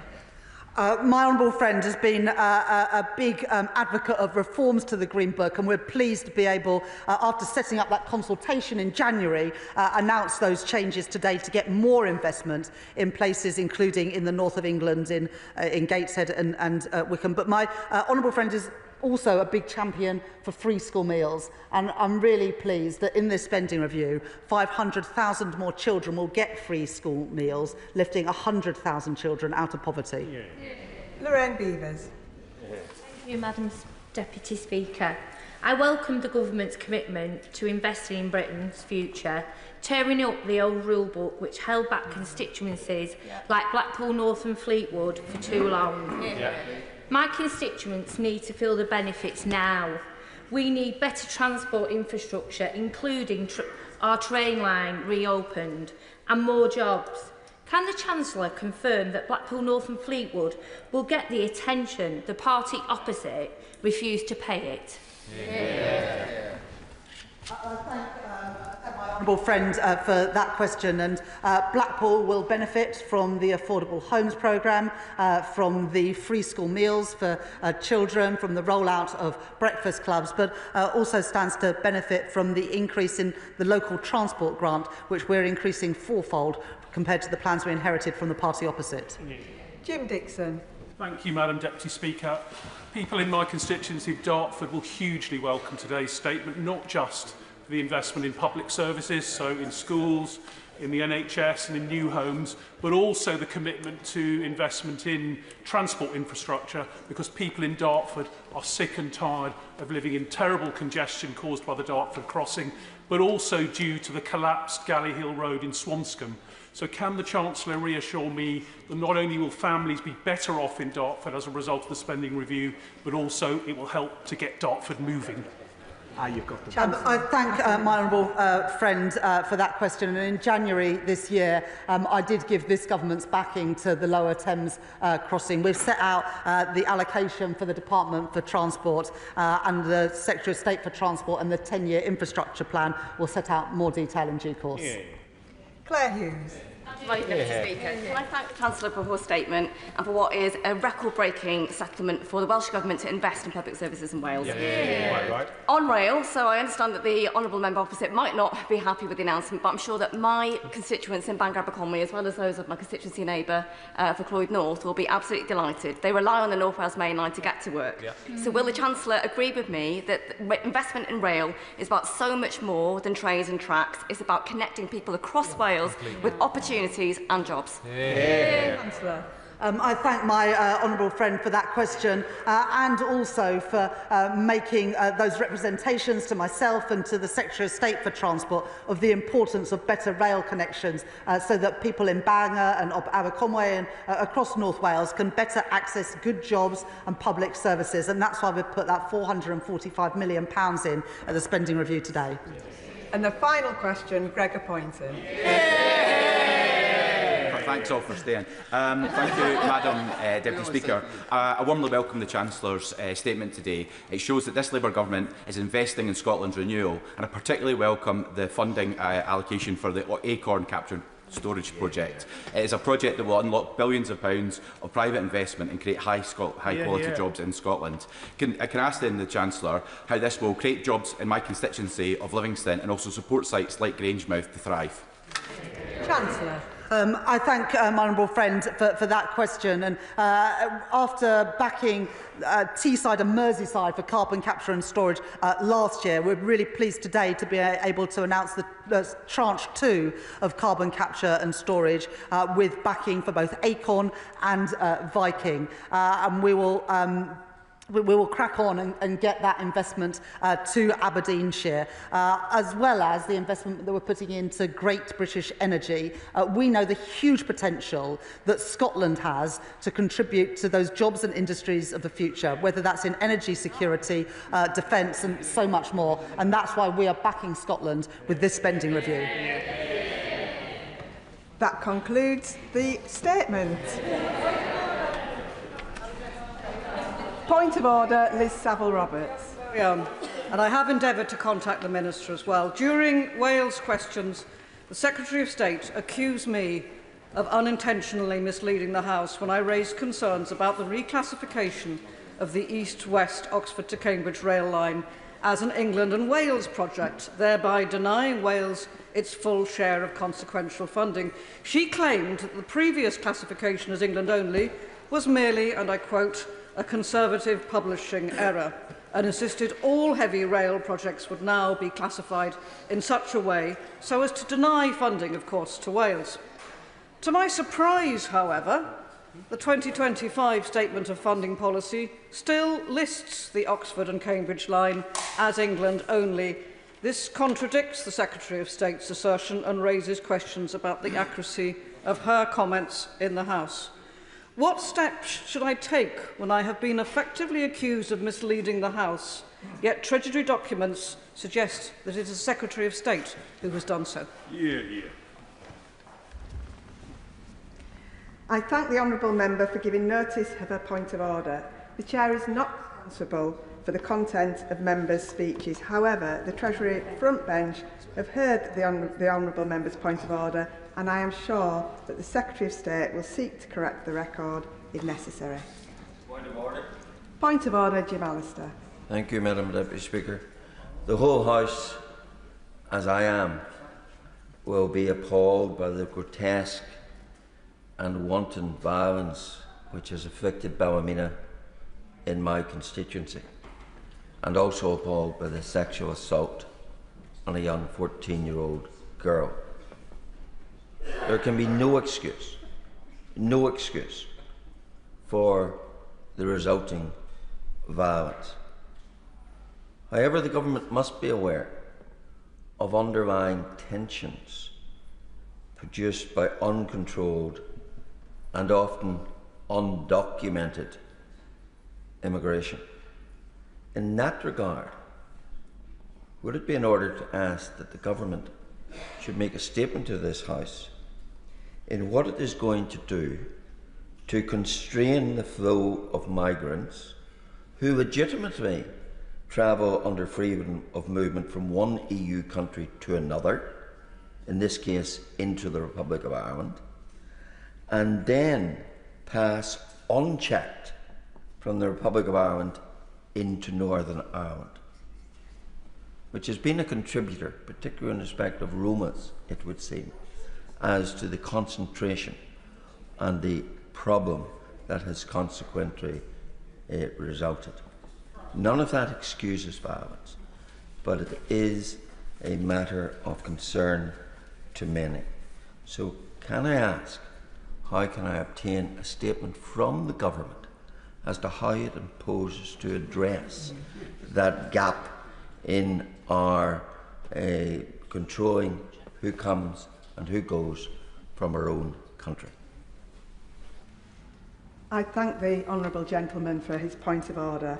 I've had no notice that the government intend to make a statement. However, the government benches will have heard his comments and now on the record, and he will also have an opportunity tomorrow at business questions to raise this matter again.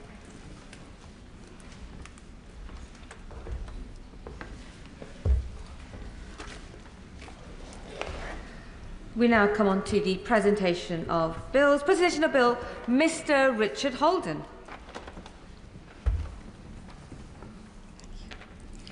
Animal Shelters Licensing Bill. Second reading what day? Friday the 20th of June. Friday the 20th of June. We now go on to the 10-minute rule motion. Letterboxes positioning. Annalise Midgley. Madam Deputy Speaker, I beg to move that leave be given to bring in a bill to amend building regulations to require letterboxes in new buildings and front doors to be positioned in accordance with British Standard EN 13724/2013. Madam Deputy Speaker, this government says it wants to raise standards and focus on delivery. So I have got a perfect bill for them. It's the letterbox positioning bill. Last Christmas, I visited the Royal Mail delivery office in my constituency in Huyton. I watched our posties working flat out, and it really hit home how hard they work, whatever the weather, whatever the conditions. And I asked, what could I do to help? They said, sort out those low-level letterboxes. Because they're worried that one of these days, one of them could get a life-changing injury just doing their job. like Lancaster postie Anthony Quinn, who lost the top of his finger after a dog lunged through a letterbox and bit him. He was just doing his job, delivering the post. Or like South London postie Andrew Burge, who was attacked through a letterbox by a dog that locked onto his hand and wouldn't let go. He suffered serious damage to his ring finger. He was just doing his job, delivering the post. Or like Wakefield postie Elaine White, who lost the top of her finger in another attack. The damage was so bad, the doctors could not reattach it. That's permanent, life-altering. She was just doing her job, delivering the post. During my visit to the delivery office, posties showed me scars and injuries from the dog attacks through letterboxes. And Madam Deputy Speaker, members across this House will have countless stories and first-hand experience of our campaigners getting dog bites, delivering leaflets to low letter-level boxes. Around 1,000 of our posties have had their fingers partly or fully bitten off through a letterbox in the past 5 years. It is clear to me that letterboxes have reached a new low, and it's time we in this House raise them. Because when a letterbox is down by your ankles, any dog can bite, draw blood or sever a finger or two. Madam Deputy Speaker, it's not just dog attacks. Low-level letterboxes forced our posties to stoop repeatedly, day in, day out. We've all been there on our leaflet delivery as we walk down the path and see a low-level letterbox. The heart sinks. The only thing lower than the letterbox is the mood of anyone who has to use one. Posties have to do this every single day, dozens of times. And many of our posties get serious back problems and suffer back pain for years from their job. Royal Mail recorded over 18,000 back-related injuries in just 1 year. Some of these posties are with us in the gallery today. Thank you for coming here and thank you for all you do for us. And their union, the CWU, has campaigned for this change since 1958. Why hasn't it happened yet?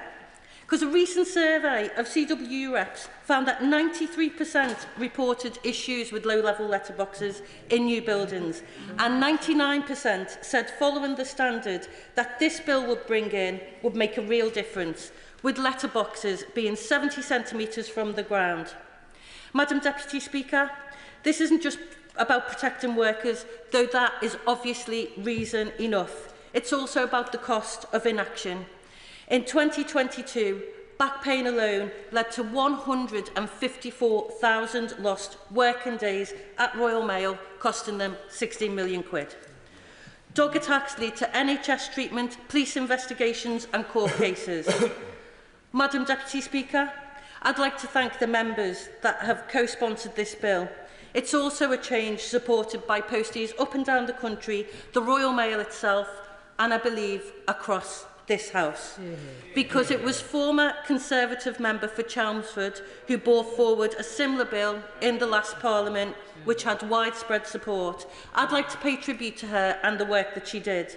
I'd like to pay tribute as well to my friend from Corby and East Northamptonshire, sitting next to me, who is himself a former postie and CWU Regional Secretary.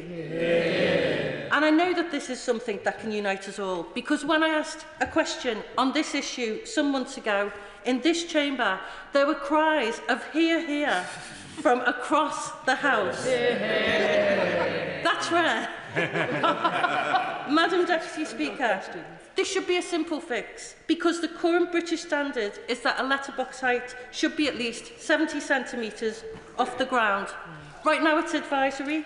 This bill would make it mandatory.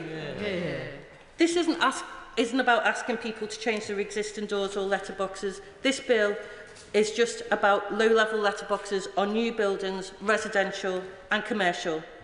This Labour government will build 1.5 million new homes this Parliament, and I welcome the Chancellor's announcement today in the spending review of £39 billion to help build new social and affordable housing. But let's make sure they're built right, so that posties don't go to work in fear of injury. Let's build them without burdening our public services with the cost of those injuries. As a Labour government, we take our duty to look after working people seriously, and this bill will do just that. Madam Deputy Speaker, loads of other countries like Ireland, Portugal and Belgium have already banned low-level letterboxes. Why are we behind them? Let's catch up with our neighbours on this. Let's raise the bar, or height, literally, on letterboxes. It will save pain, prevent injury and cut costs. It's the right thing to do for the people who deliver our post, a part of our community, and who look after us day in, day out. And we will never forget the role that they played during the COVID pandemic.